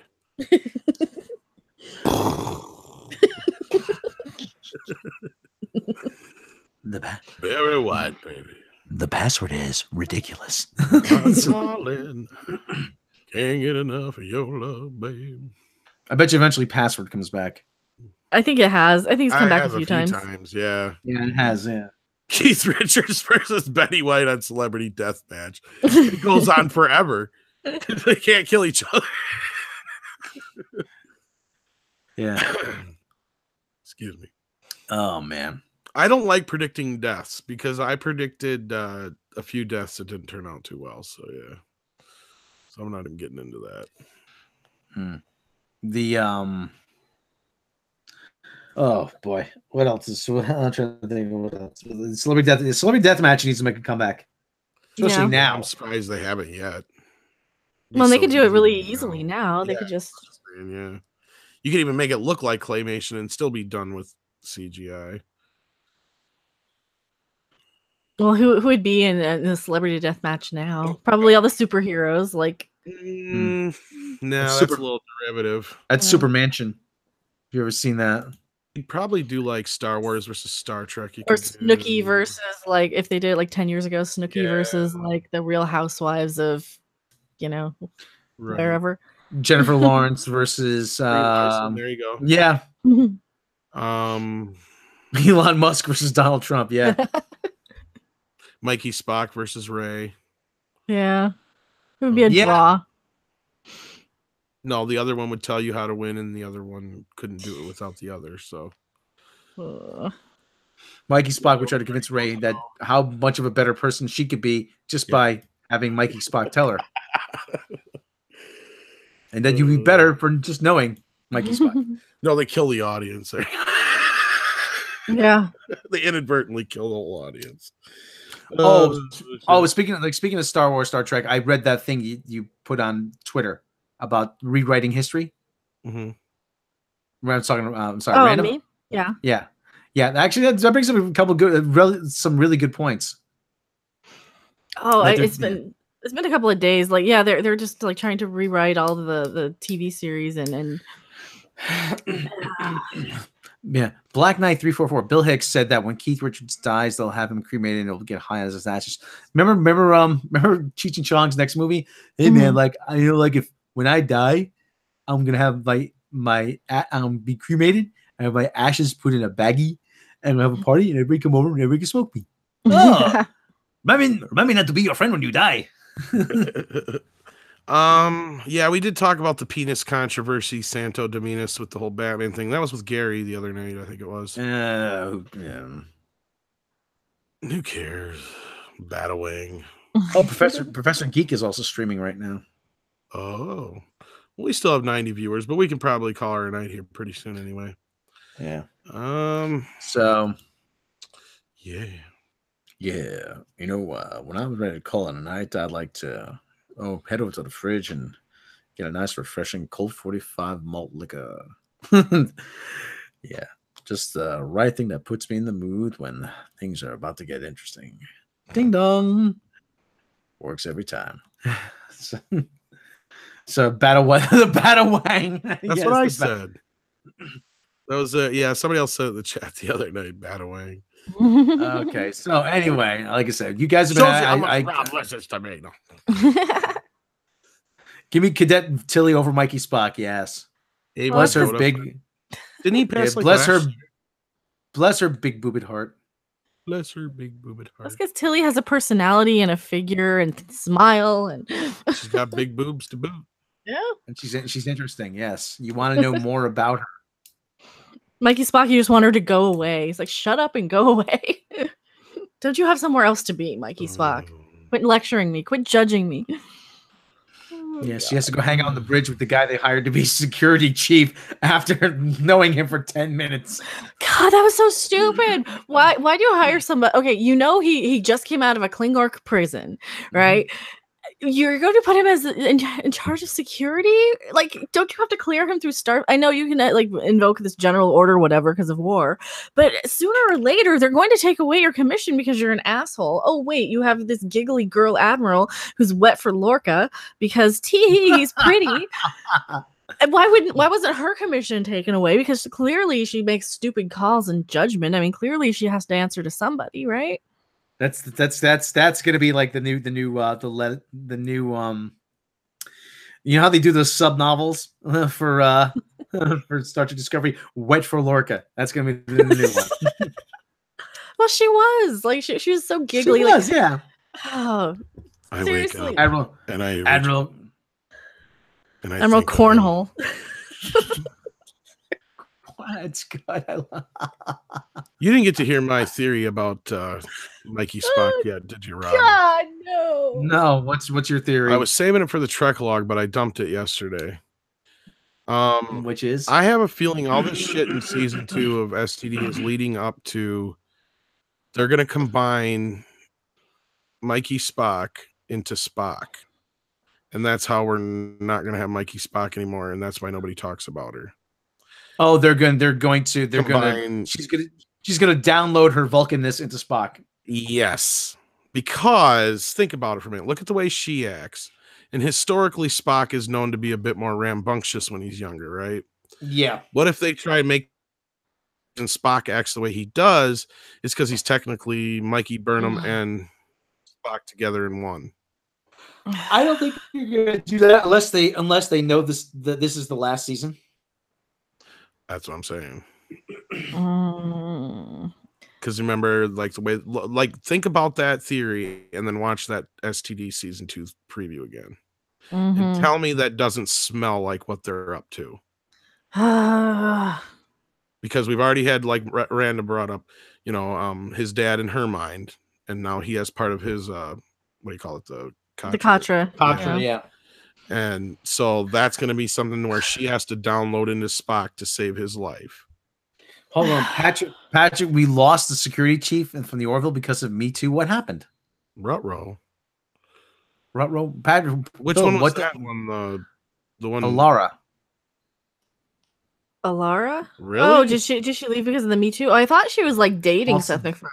I thought she was. Yeah, she was. Halston Sage. What happened to Halston Sage? Well, we know she's getting replaced from that's kind of been we've been kind of questioning what the hell's going on, but they're bringing Jessica Zor. Yeah, and she's like the same species, so yeah, Solayan, yeah.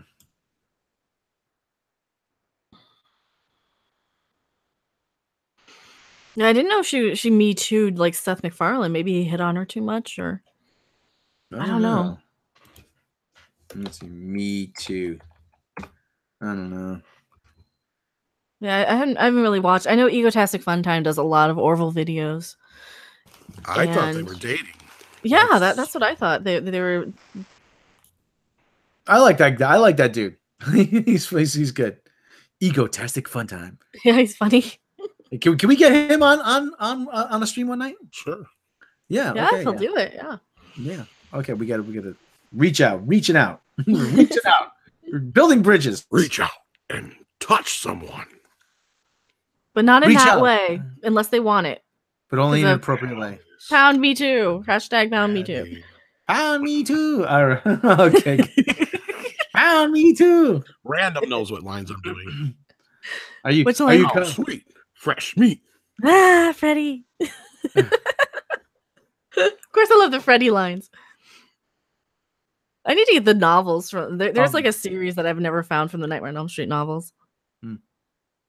Yeah, I was about to ask you, are you cuddling up with Harvey Harvey right now? Am I cuddling up with Harvey right now? Yeah. This is one of the few times I can be out of the containment field without destroying humanity. It's not really Harvey. It's Larry. Like it's Harry. It's Larry Cthulhu. This is Charlie. Charlie Cthulhu. Yeah, I'm Harvey's lesser known brother, Charlie Cthulhu. Well, see, the plan is so you guys saw Indiana Jones, right? So the plan is to swap out real Harvey for the fake one night when Doomcock passes out drunk. Doomcock don't watch this. He knows your plan then. Damn it. I didn't think of that. Erase. I didn't think of that. That was funny. Nah, he's too busy to watch us. Being green.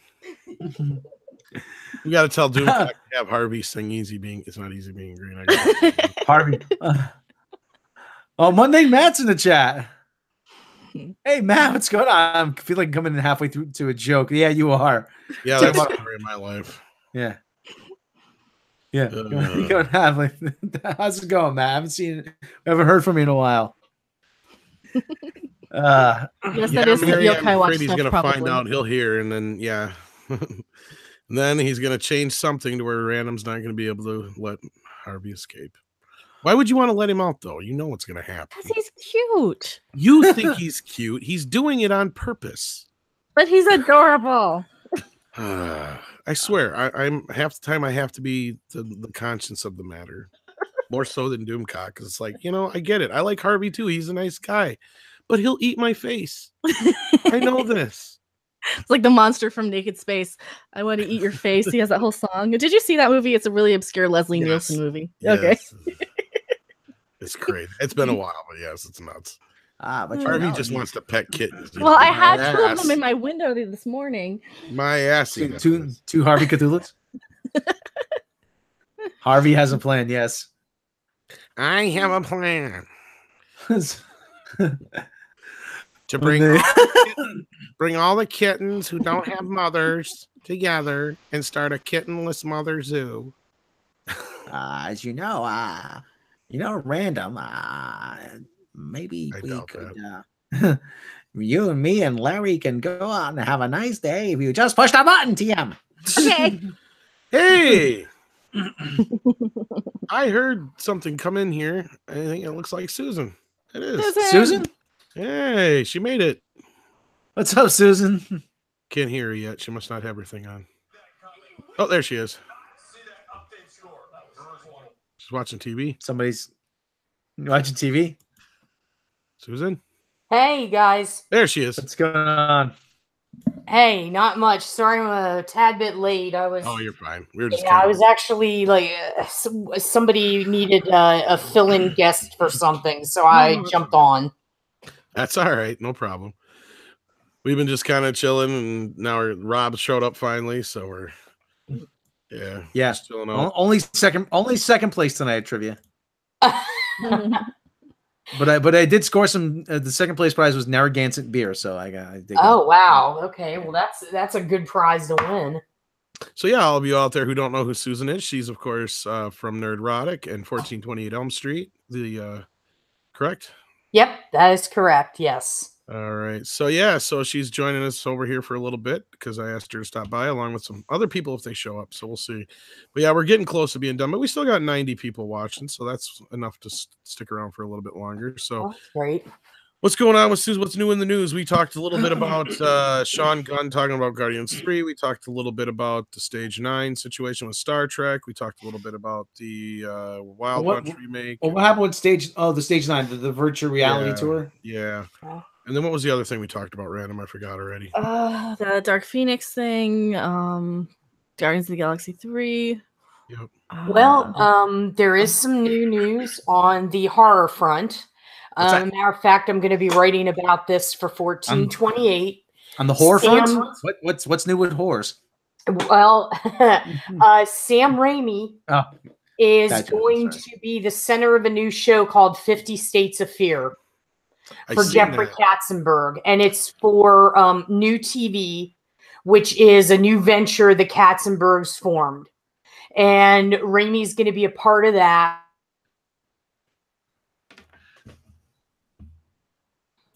Did I lose you? Did I lose people? No, I think we lost Susan. Yeah, I think her mic dropped out. Yeah. But yeah, no, I know what she's talking about, the series. I was going to bring that up tomorrow if we get to do our horror show tomorrow afternoon as planned. Hopefully we get Susan back here. She might be having some internet troubles or something. Mm-hmm. But yeah, so I hope Susan. Maybe she found a way to push the button. TM. Oh, she just dropped out, so maybe she'll have to come back in. All right. Well, hopefully we get her back here. So yeah. So but yeah, that's some exciting news. Yeah. There she is. Yeah. Hi. Sorry, I don't know what happened. All right. That's all right. But yeah, I don't know if you heard what I said or not, but yeah. Yeah, no. Oh, yeah, about tomorrow night. Yeah, I just didn't know if you were gonna bring that up or not for tomorrow. But yeah, I'm gonna write about it at 14:28. I'm kind of excited, so that's good news. Well, there we go. We'll have that for tomorrow as well. So yeah, I'll be looking forward to that. It's been a while since Sam's really stepped back into horror. Really, kind of. Well, he did with Evil Dead and Ash. He had a little bit to do with that. So. Mm-hmm. He was more like the silent partner in a restaurant, though, because I mean, he has a lot going on. Like last year, around February, he signed a deal with Sky Dance Television to develop things, and then is supposedly he and Ryan Reynolds are looking at doing a Bermuda Triangle movie. Sounds interesting. Yeah. Brad Noble, thank for the $2. He says Susan's ball dropped. Yeah, there's some interesting things, going on, like, well, news wise, but we probably shouldn't touch on it here. Hollywood news, the big news thing of the day, which was kind of shocking, but yeah. You probably brought it up. Go ahead. Oh, no. About the Bill Cosby thing? Yeah, we did talk a little bit about it. So you can if you want to. Yeah, no. No, I mean, that was just like, yeah, that's interesting. I honestly didn't expect that verdict to happen. I don't think a lot of us expected it to happen. No. Yeah. I'm not surprised. I knew something had to happen. That's kind of what I said before. It's like all of it's a little too little too late anyway, but I guess it was kind of inevitable. And this is like the first bell ringing, like, because like I said to those guys, this is just kind of the beginning of the Weinstein incidents. Yeah. It's gonna be the big one. Yeah. Yeah. I mean, yeah, I don't know when that's, when that's going to happen. But yeah, I mean, it wasn't shocking for the mere fact that it did happen. It was just I expected something contrary to what did happen. Right. Well, what did you expect? Just like house arrest, or? I honestly expected, like it always is with celebrities, it gets swept under the rug and talked about in hushed tones and nothing happens. And people are paid off. And yeah, that's what I kind of expected. Yeah, it seems like he would have just had to pay a giant fine or something and pay punitive damages to the victims. I mean, that's usually the way it goes when you're a celebrity. Now, if you're somebody like, us, you'll get sent to prosecuted to the fullest extent of the law. Yeah. Yeah, but that was the shocker for me was the fact that they actually sentenced him for what he did.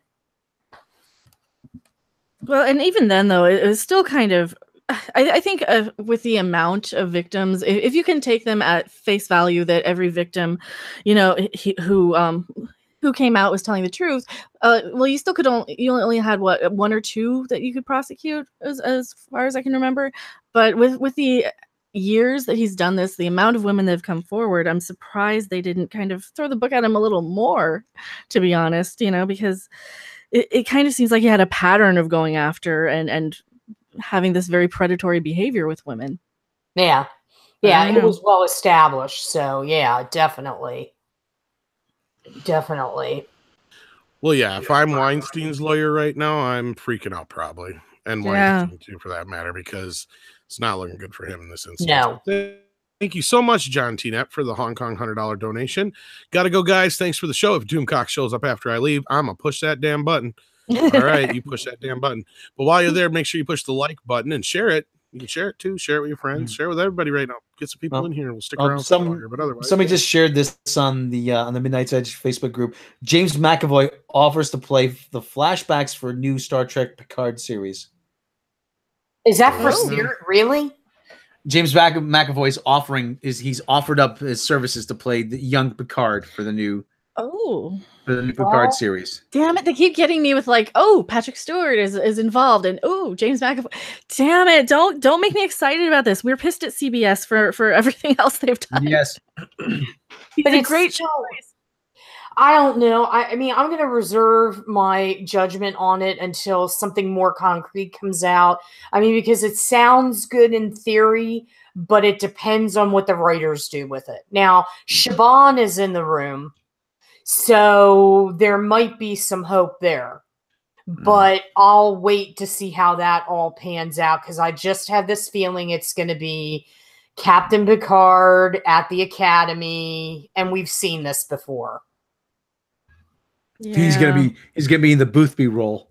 Yeah. Exactly. Yes, Ray Walston. Hey, you young'uns! You get off of my lawn! I've tended to these plants for quite a long time. And you trounce on them? Exactly. Yes.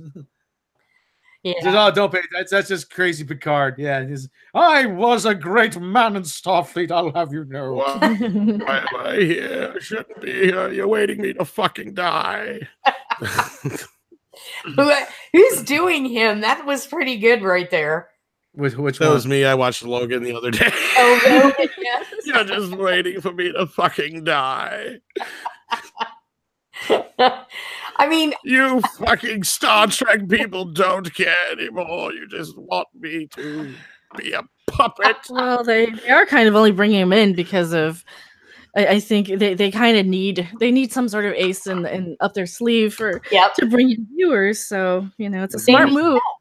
They need help. I mean, what is CBS All Access have going for it right now? Star Trek. Now they're going to have the Picard series. Yeah, and the Twilight Zone with Jordan Peele. So they're arming themselves, to get more people, get more demographics. And, I want to see Peele's take on the Twilight Zone. I do, but I hope, like I said earlier about it, I'm like, we actually brought this up too. I hope they don't go back and redo a bunch of the old shows. I don't really think that Jordan will, and I'll tell you why. Because CBS did it in the early 2000s. Oh, that's right, they did. Whitaker, and they did pull one of the most.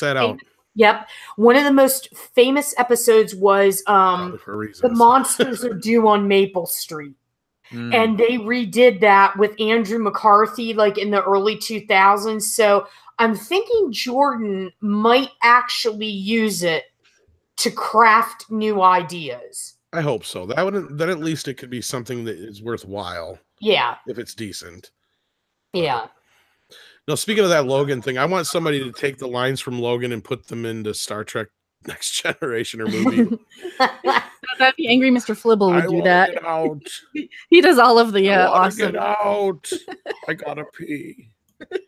I mean, what other shows are we going to resurrect? I mean, who else can we bring back from the precipice of death? That's something. I mean, look, yesterday I already are. I mean, I think yesterday I woke up in the 90s because Murphy Brown is back on television.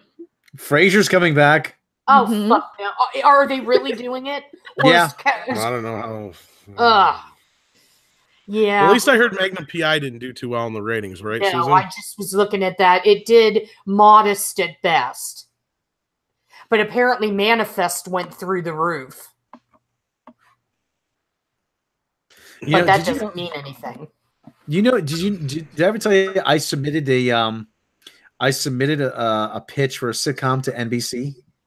No. And it was part of their comedy playground. I submitted a pitch for my sitcom titled FU, which is loosely based on myself and when I went to Southern Connecticut State University, which was a nightmare.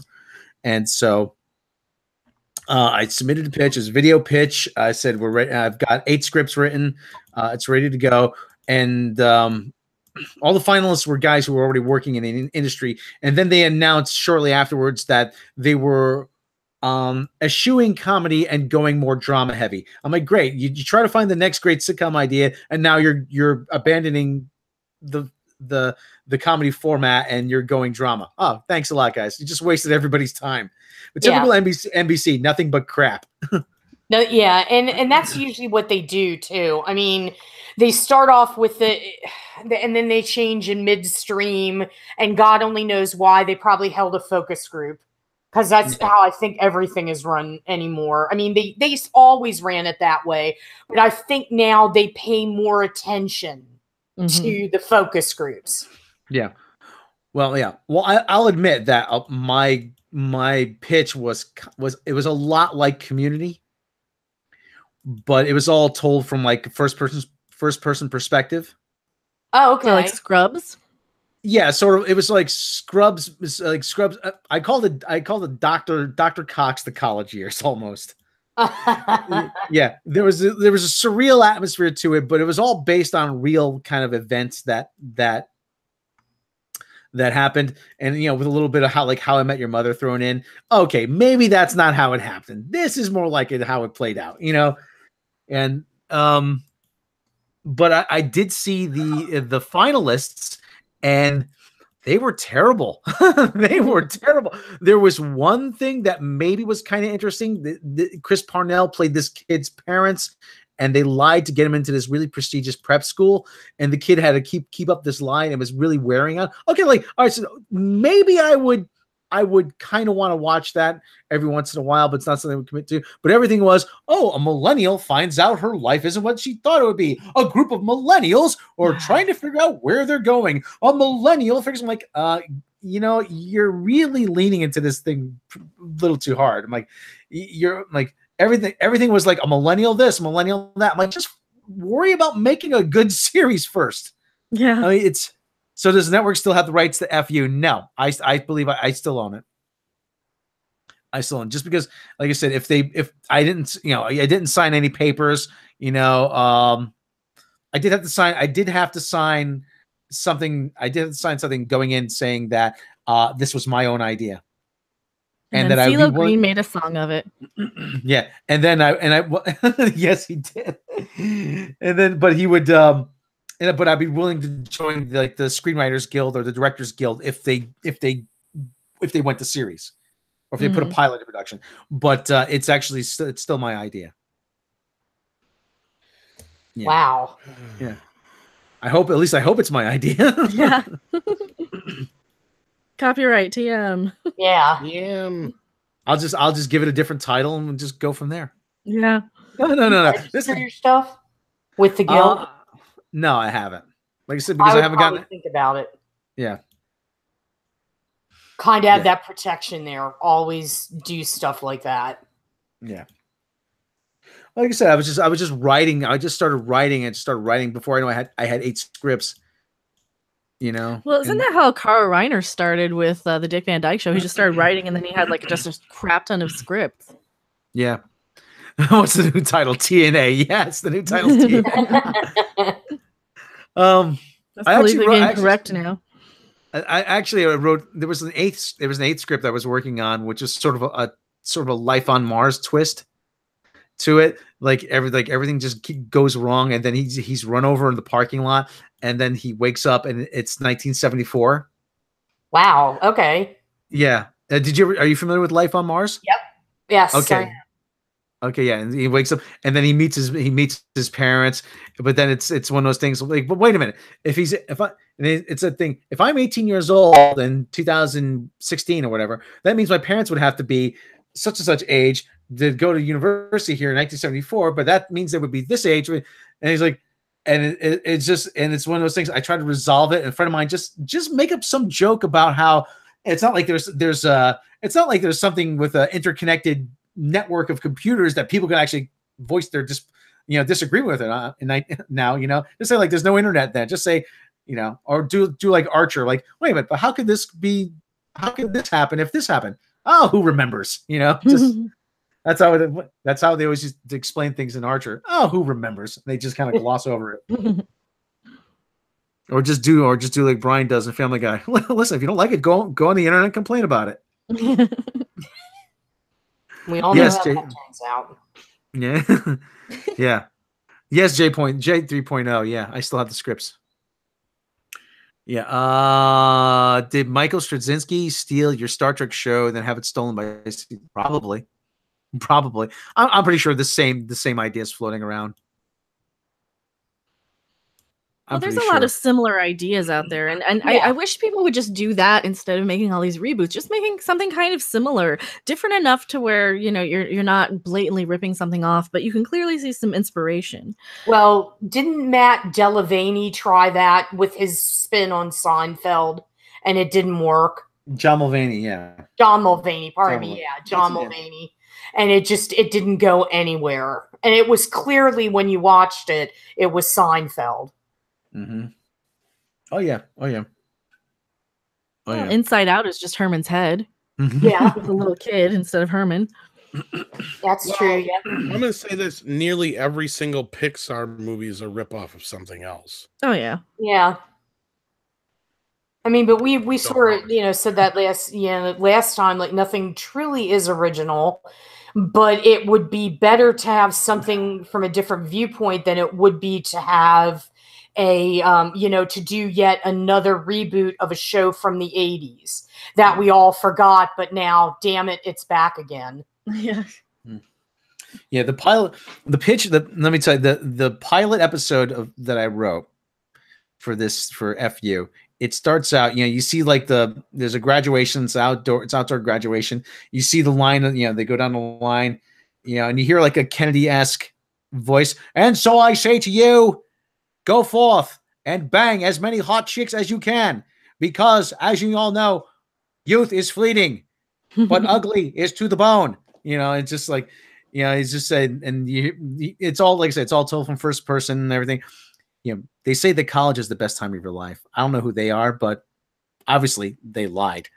Yeah. Because how do I know? Well, my name's Rob, and this is my story. And it's FU. It turns out he gets turned down from every college that he applies to. He's not a super smart kid, so he's but he applies to this place like SUNY Purchase, UMass, the typical kind of state schools,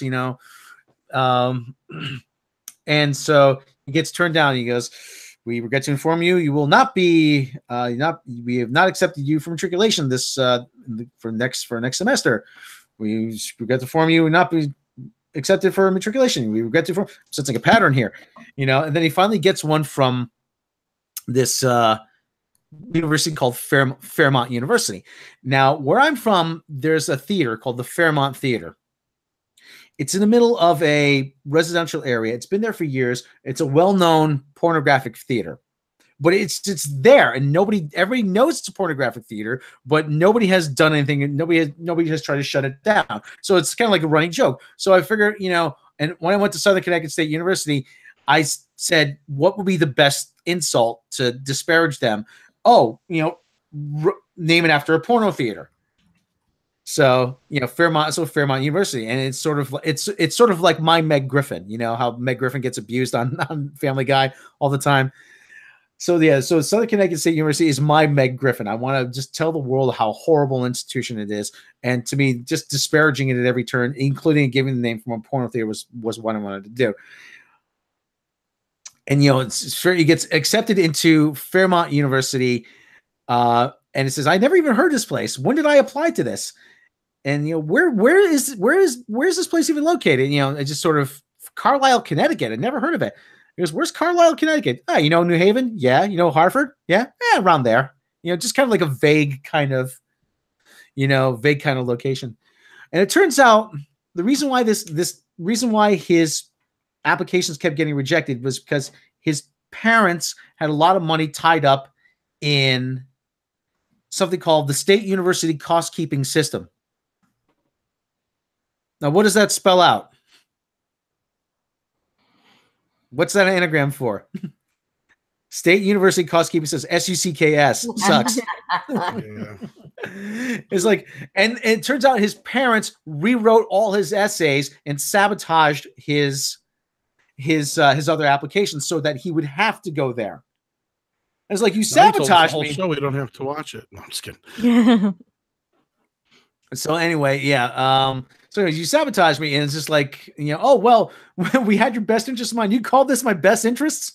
So, but so they sabotaged him, and so he's going there. He's miserable, and the college loses its accreditation, so he can't transfer. I'm like, I had to come up with a way for him not to get out of the situation. He can't transfer. He loses everything. He loses his tuition. He loses whatever credits he has. He loses everything. He has to start over somewhere else. And so, we regret to inform you that the university has its accreditation come under review with the board of regents or whatever, and it sort of ends with, well, I knew. He goes, there's one thing I was sure of. I was stuck, and sort of everything is just sort of going there. And I do an episode about Rachel Dolezal or whatever her name was, but the white girl wanted to be black. Yeah, and so yeah, whatever. And there's a lot of stuff I do, but it's like, I looked at their finalists. I'm like, you can't honestly tell me, and this is any better than what I came up with. And there was one I wasn't even sure if it was supposed to be a comedy because because it was not funny at all. And I'm like, has comedy really left? Is it really that big of a wasteland? Really? Chime in anytime you want. I mean, but what's going? I mean, is the sitcom format really dead? Is it? I mean, I think they kind of are. The only new sitcoms I've seen recently are all the ones on TV Land, and they're kind of aimed at a certain demographic of people that still kind of like that. And but yeah, I think sitcoms are kind of past their prime because they're very formulaic. They're very very predictable. Like even Two Broke Girls got very predictable and formulaic. Mm. Well, you guys cover a lot of TV over there on Nerdrodic, obviously, Susan. So what's your take on that? Like, how do you see it as the death of the sitcom? Or I do, because now I see, like, one of the things that they showed last night when I was watching TV was a new sitcom with Vicki Lawrence and David Alan Grier. And I forget who the other guy was. Martin Mull. Yeah, Martin Mull. Yeah, Martin Mull. And it's like, it's like, well, I just looked at it and thought it's formulaic and it's nothing new. I mean, we're not bringing anything new to the table. And I think that's the problem. Nothing's innovative anymore. Like back in the 90s, right, we had Seinfeld. That was innovative. Mm-hmm. The whole thing about, it's a show about nothing. And now we have too many of those. And if you do want to see good sitcom fare, you have to have cable.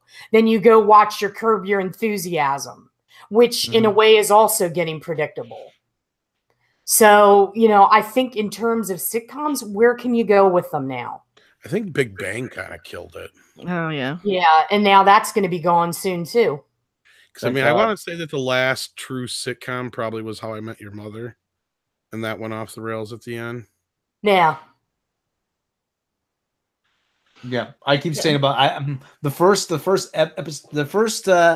video I ever wrote was a script about how I Met Your Mother was such a letdown at the end. Because I may get around to recording it one day because I said, you had this setup. Don't get me wrong, it's a great setup. A guy telling the story about the kids about how he met their mother, and that he can't really recall the details very well. Yeah, it was sort of a Friends ripoff, but at the same time, it mixed in enough kind of surreal elements, and it made it really interesting. It was pretty unpredictable, and that's what I liked about it.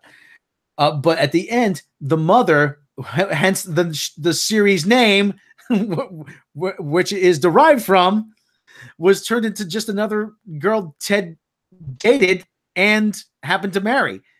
It's almost, you could say, and so kids, that's the story about how your dad spent the last 25 years trying to hook up with your Aunt Robin. Do you think, like, Susan, do you think, like, maybe it'll be, like, cable or Amazon or somebody who finds the real next kind of best sitcom type show, like HBO or even maybe I Amazon? think basically that's where we're looking. I mean, to me, broadcast television is dead. I think we're going to see cable is emerging. It's been emerging for several years. I think that that's the future.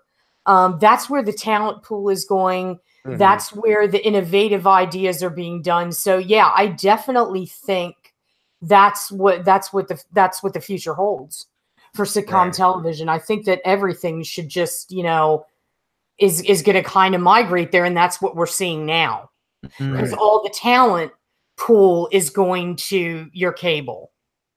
And do you think that maybe accounts for not, obviously we keep getting like the Roseanne reunion show, which is now the Connors. And then of course they're talking, like Rob brought up earlier, Frasier and all these other shows coming back, Murphy Brown. Do you think a lot of that's not just the nostalgia aspect and the reboot factor, but there's just nothing under the sun that really they have anymore that's worth a shit? So they're going back to this old well because yeah. And I think that's a lot of what we're seeing. And I also think we're being safe. There's safe times, and Steven Anderson just said, so where does that leave network TV? Network TV is going to be here, but it's going to take like major innovation to get it back to where it used to be, because now the game is cable. You don't see a show like The Expanse is not going to be on broadcast television. And also, production values are changing. The audience is demanding more. They want to see better effects. They want to see more production value. So you're going to get that in cable. And I think that's where, a sitcom idea could germinate. And I think networks are playing it safe because of the times we're in. We are living in, a time where people want nostalgia. They want to feel good. They want to remember those times when they were happy, when things were better, the economy, what have you.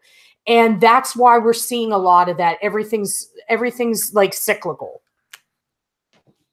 Yeah. The other thing too, I think you could take more chances too on cable. Yes. I mean, you can. Yeah. I mean,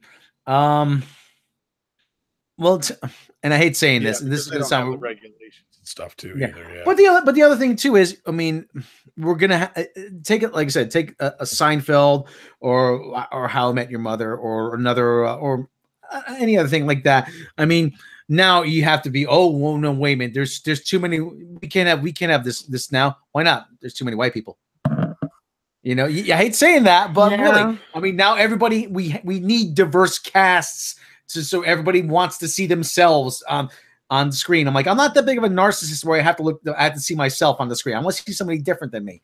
But yeah, I don't see too many fat Irish on TV all the time. So yes, synthetic Americans are very underrepresented. I mean, we have Isaac on the Orville, and that's about it. Yes, exactly. Yeah, how do you like the Orville, Susan? Sorry, Rob. I love the Orville. Oh, yeah, I've never asked you. I fucking love the Orville. Yeah, we all love it. Yeah, yeah. I was right on that from the beginning. I think it's great. Yeah, I think that at first my fear with Seth was, is it going to parody Star Trek? Is it going to turn into something where I'm going to be thinking to myself, why did you do this? But it really surprised me. And the way the stories were very well done. And what I liked about the most is I liked the emotion that was behind some of the shows. And Seth manages to do this a lot. Even when you watch a movie like Ted, part of it, you get that feeling of there's parts that really hit you. And you're like, where the hell did that come from? I was laughing so hard now this. But I kind of like that. I kind of like being off balance. And the Orville did have some of that. And I think it's tremendous. And to me, that's Star Trek now. Mm-hmm. Yeah, you're preaching to the choir there. Yeah, I just think I'm looking actually. I brought the Orville's page on Rotten Tomatoes. It has a 23% critic score, 93% audience score. I really do think that everybody was all the alleged critics. They got it wrong because there was a Rolling Stone article a few years ago about the timeline of the hatred of Seth MacFarlane. I think part of it is that there's a lot of people who resent Seth MacFarlane because he can do so many different things. He can do animation. He can do sitcom. He can do films. He can do voiceovers. He can sing. Yeah, he does. He wears a lot of different hats. And I think a lot of people, some people are saying, pick a lane and stay in it. But I think the other part of it is, and I think I discussed this with Tom one night, Seth started to let a lot of the secrets out in Hollywood. Oh yeah, you weren't the only one. Other people have noticed that too. Yeah. Yeah. But yeah, I mean, brought it up. Yeah, I mean, there was a couple episodes of there was one where Stewie ran naked through the mall. Help, help, I've just escaped from Kevin Spacey's basement. Yeah. And I think they made Cosby jokes and Weinstein jokes. And he was, and at the Emmys, he said he was announcing the nominees for Emmys, and he was not for Best Female Actress. These women will have to no longer pretend to be attracted to Harvey Weinstein. Yeah. And then there was the joke. He spoke out quite a lot about that too. So he knew where the bodies were buried.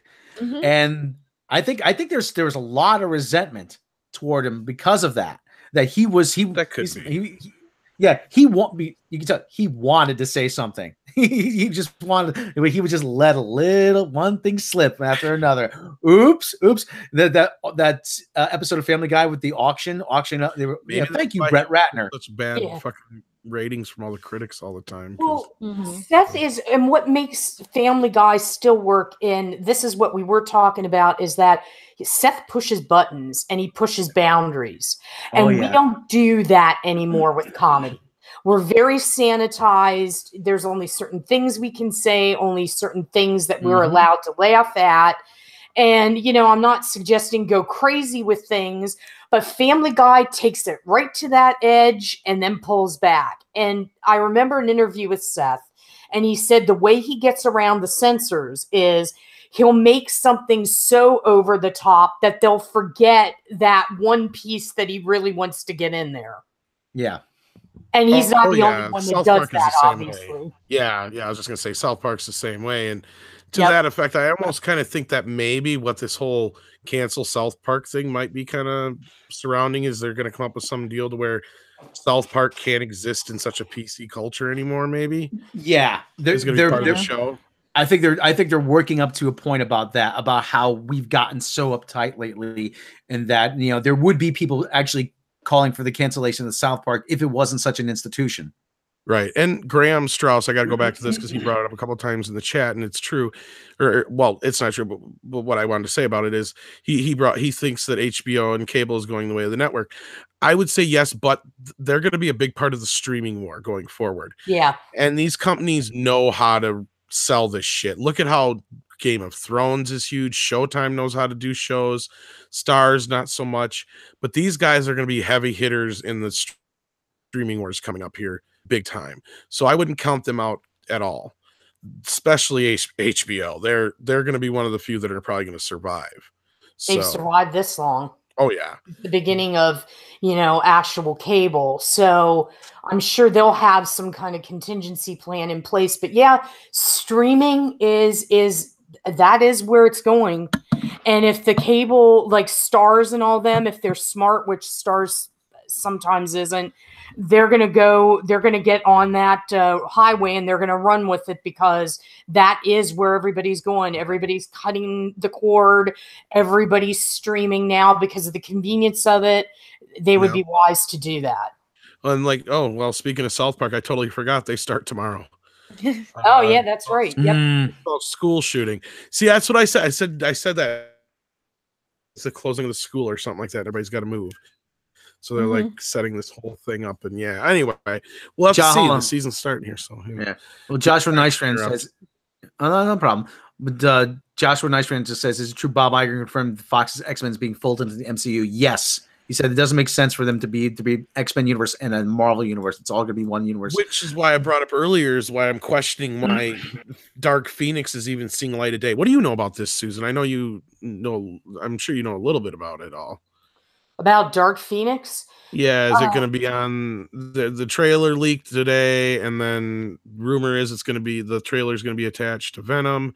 But a lot of us are like, according to what Bob Iger was kind of saying, it sounded like they don't really want Dark Phoenix out. What do you know about all this? I'll be honest with you, I don't know much about Dark Phoenix at this point, what they're doing with it. Yeah, so that one I can't really speak to, unfortunately. Yeah, because like the big line, Steven Anderson brought it out. He said, "We don't need two Marvels." You know, it could have been a dig at Sony too, though, like he said as well. But then again, Spider-Man's already kind of de facto in the Marvel universe. It's just the Venom thing's a problem, and you know, he kind of said something about I hope the folks at Fox kind of got the memo, kind of thing. So it sounded to me like he was kind of insinuating that they're going forward things that they don't really want them to, but that the power hasn't necessarily changed hands enough yet that they're going to be able to stop this thing from happening if it does, if they rush it out there. That's what I'm wondering about all these sudden reshoots again and all this other stuff. Otherwise, like my other theory is that Disney said, yeah, you can release it, but you have to remove this, and that because Kevin wants to use that in the future, and that's why they reshot stuff. I don't know. Yeah, that's the scenario I came up with. Very frequent now, not just with Marvel, but with with horror, because Halloween had reshoots, and they're going to be a thing that we read about a lot. Yeah, Susan, did you see the Dark Phoenix trailer? Not yet. No, I have not. Yeah, it's been a tremendously busy day, so I haven't had a chance to check that out, but I will. Okay, because we were talking about that before, and I keep saying it just seems like Fox just can't get out of the 1990s. No, they can't. I mean, case in point, the X-Files. Yeah. We're back to that. Yeah, half the shows they still have on the air started in the 90s.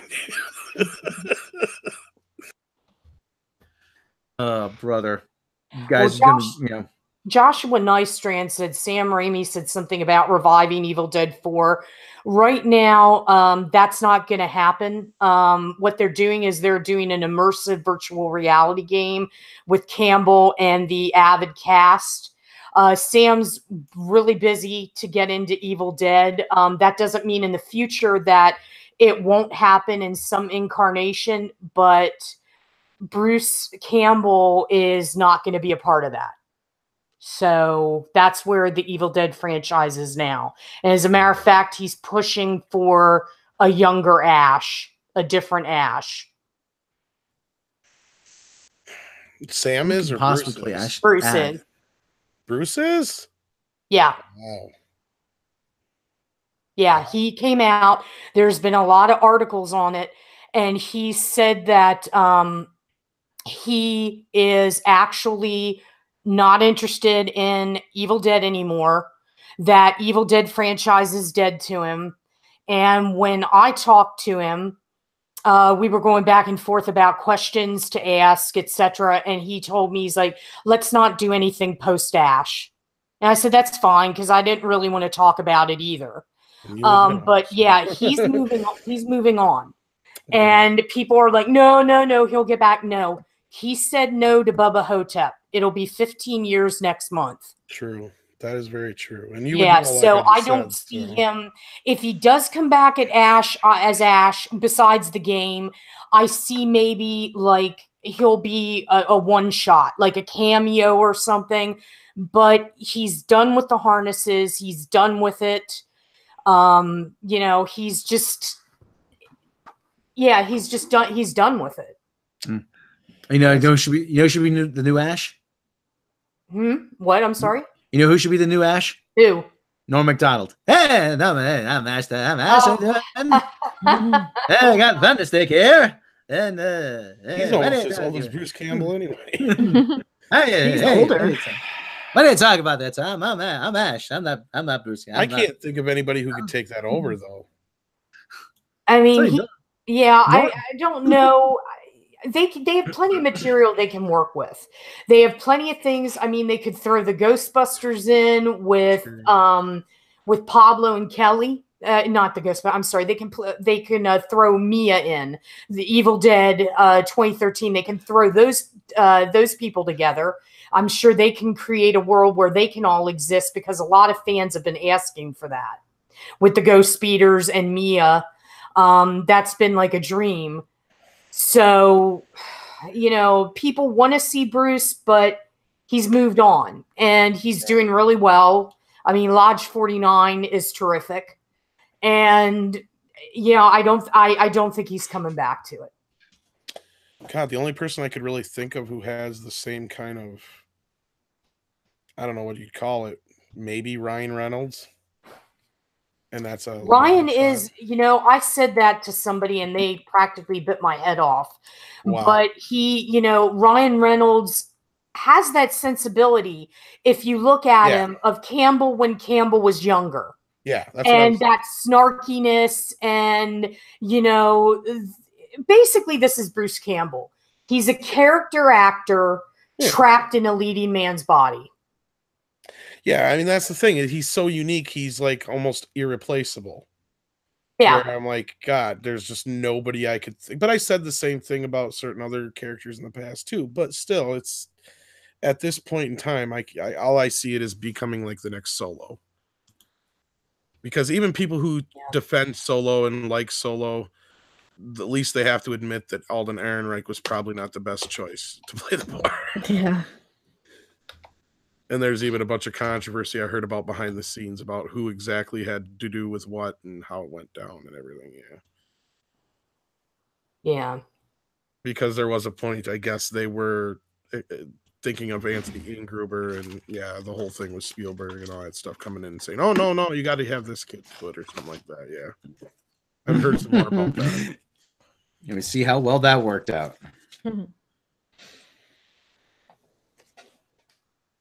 So, all right. Yeah, we're going to be closing down here, closing shop soon because Nerdrodic's setting up, I guess. So, I don't know if you have to jump over there, Susan, anyway. So, no. Okay. But check Susan out on Nerdrodic, of course, in 1428 Elm Street. And hopefully tomorrow on our first step, hoping to go on at 5 p.m. Eastern or Central Time. Sorry. 5 p.m. Central. Hope that works out. If not, maybe somewhere around that time, as it always seems to be around here because we're never on time. That's YouTube for you, though. Oh, yeah. Thanks for Mecha for sharing the 1428 Thanks, link Mecha. in the chat there. So we got that out there. So you guys want to check that, check out their website. I was going to say channel. Check out that website. There you go. Now we can send them over to Streamhop to Nerdrodic too if they want. I think people that were behind like the Nightmare on Elm Street documentary and the Friday the 13th documentary, or is this a totally separate thing? No, we're totally separate. I mean, okay. we have done things with them in the past. Okay, I just didn't cover them, but no, 1428 was basically Fansided's, their little brainchild. Okay, cool. Yeah, I mean, I thought there was always I never knew there was a separation. I thought they were one and the same. So there you go. I wanted to ask, so now I got the answer. All right, so there you go. Check that out, and of course, like we said, check her out on Nerdrodic. Check out Random, of course, over on Mecha Random42. Just click on her in the chat there, and I think she already put up a link there, of course, too. And yeah, check us all out on Twitter. What else? Anybody else got anything to plug? Anywheres? No. Don't you have a book yet, Rob? Yes. Buy my book. So no, I don't. I was actually years ago. I was gonna actually write a book about the couple seasons I spent pouring beer at a minor league ballpark, because I saw some weird shit there. But I think I forgot most of it. You know what's funny about that whole critic thing? You want to know why I think that's even funnier than probably most people? This is a true fucking story. I worked at Taco Bell when The Phantom Menace came out. Mm-hmm. They had a Jar Jar Binks talking stand. Oh, God. And every time you walked by it, it would say, "Something stupid," that Jar Jar Binks said. Oh, God. After about 2-3 weeks of that shit, I got sick and tired of it. I finally went out there one night because I don't remember what was setting it off. Something was setting it off. And I said, I'm going to go do it. I'm going to destroy that son of a bitch. My boss is like, you better not. You'll have to pay for it. I said, I don't give a shit at this point. I just lost it. I went out there and I grabbed the fucking voice box thing out the back and I threw it in the sink in the water so she couldn't do a fucking thing about it. I'm like, fire me. I'm like, if I have to hear that son of a bitch one more time, I'm going to shoot myself. I said, or I'm going to quit because I'm done. I can't hear it no more. I'm like, and I didn't even hate the movie at first. It was like, it was so sick and tired of hearing them, you know, and oh God, it just got so annoying. And then of course the Bell dog. What was it? What? A Taco Bell dog when they had the oh my God, I almost did the same thing to that one. She just shut it. She allowed us to shut it off at night. You mean she knew what I was going to do with it. Sorry, what was that? No, I was just saying the one that Carlos Alaraza, I can't pronounce his name. Alazarki used to do. Yeah, the voice for Oh yeah. Because you drop by and go, hey, drop the chalupa. I started hearing that shit in my sleep. Because at least with Jar Jar Binks, he had like 3 or 4 sayings. That's all that fucking dog said. So every time somebody would walk in and walk through, hey, drop the chalupa. Hey, drop the chalupa. Hey. Oh my God. I was like, oh my God, just shut up. Shut up. So yeah, I think that's about a wrap there. What do you think, Rob? We've been on for a lot longer than we had planned, and I got some work to do. Andre is going to kill me. So yeah, you'll kill him. Yeah. All right, you guys. If you like what we do, check us out at Midnight's Edge After Dark. Click the subscribe button. Click the bell icon. Check out the main channel. Click the subscribe button there. Click the bell icon. Check us out on Patreon. Bonus features, early notification, lost episodes, bloopers, outtakes, behind the edge making of videos. You can support the channel for as little as $1 a month. Check out Random's channel. Isn't that right, Random? Yeah, I have a channel. Subscribe to me. I have Patreon, Twitter. Give me all your money, as Egotastic Fun Time says. Yes, check out Susan on Nerdrodic. Yep, every Friday night tights. And what's your Twitter? Because that's a good way to keep up on the news. And you also have a Facebook group too. Yeah, we are. 1428 is on Facebook. 1428 Elm. Twitter, I'm at Susan on the Ledge. Instagram at De Facto Scribe, and I'm also on Facebook as well. Sweet. All right, cool. And check everybody out there. Check us all out. We're checking you out, as you all know. And as I always say, if you don't have the cash, you don't have the scratch to support the channels through Patreon, click subscribe, share with your friends, share with your enemies, share with everybody, because we cannot do this without you. Isn't that right, everybody? Yeah, that is correct. Yes. So one more time, I am Rob Robot Shlomo. I am sick and tired of that damn dog. I'm Mecha Random42, and I'm Susan Layton. Okay, everybody, thanks for joining us, and we will all catch you next time. Head on over to Nerdrodic, see what they're up to. Yes, head on over to Nerdrodic.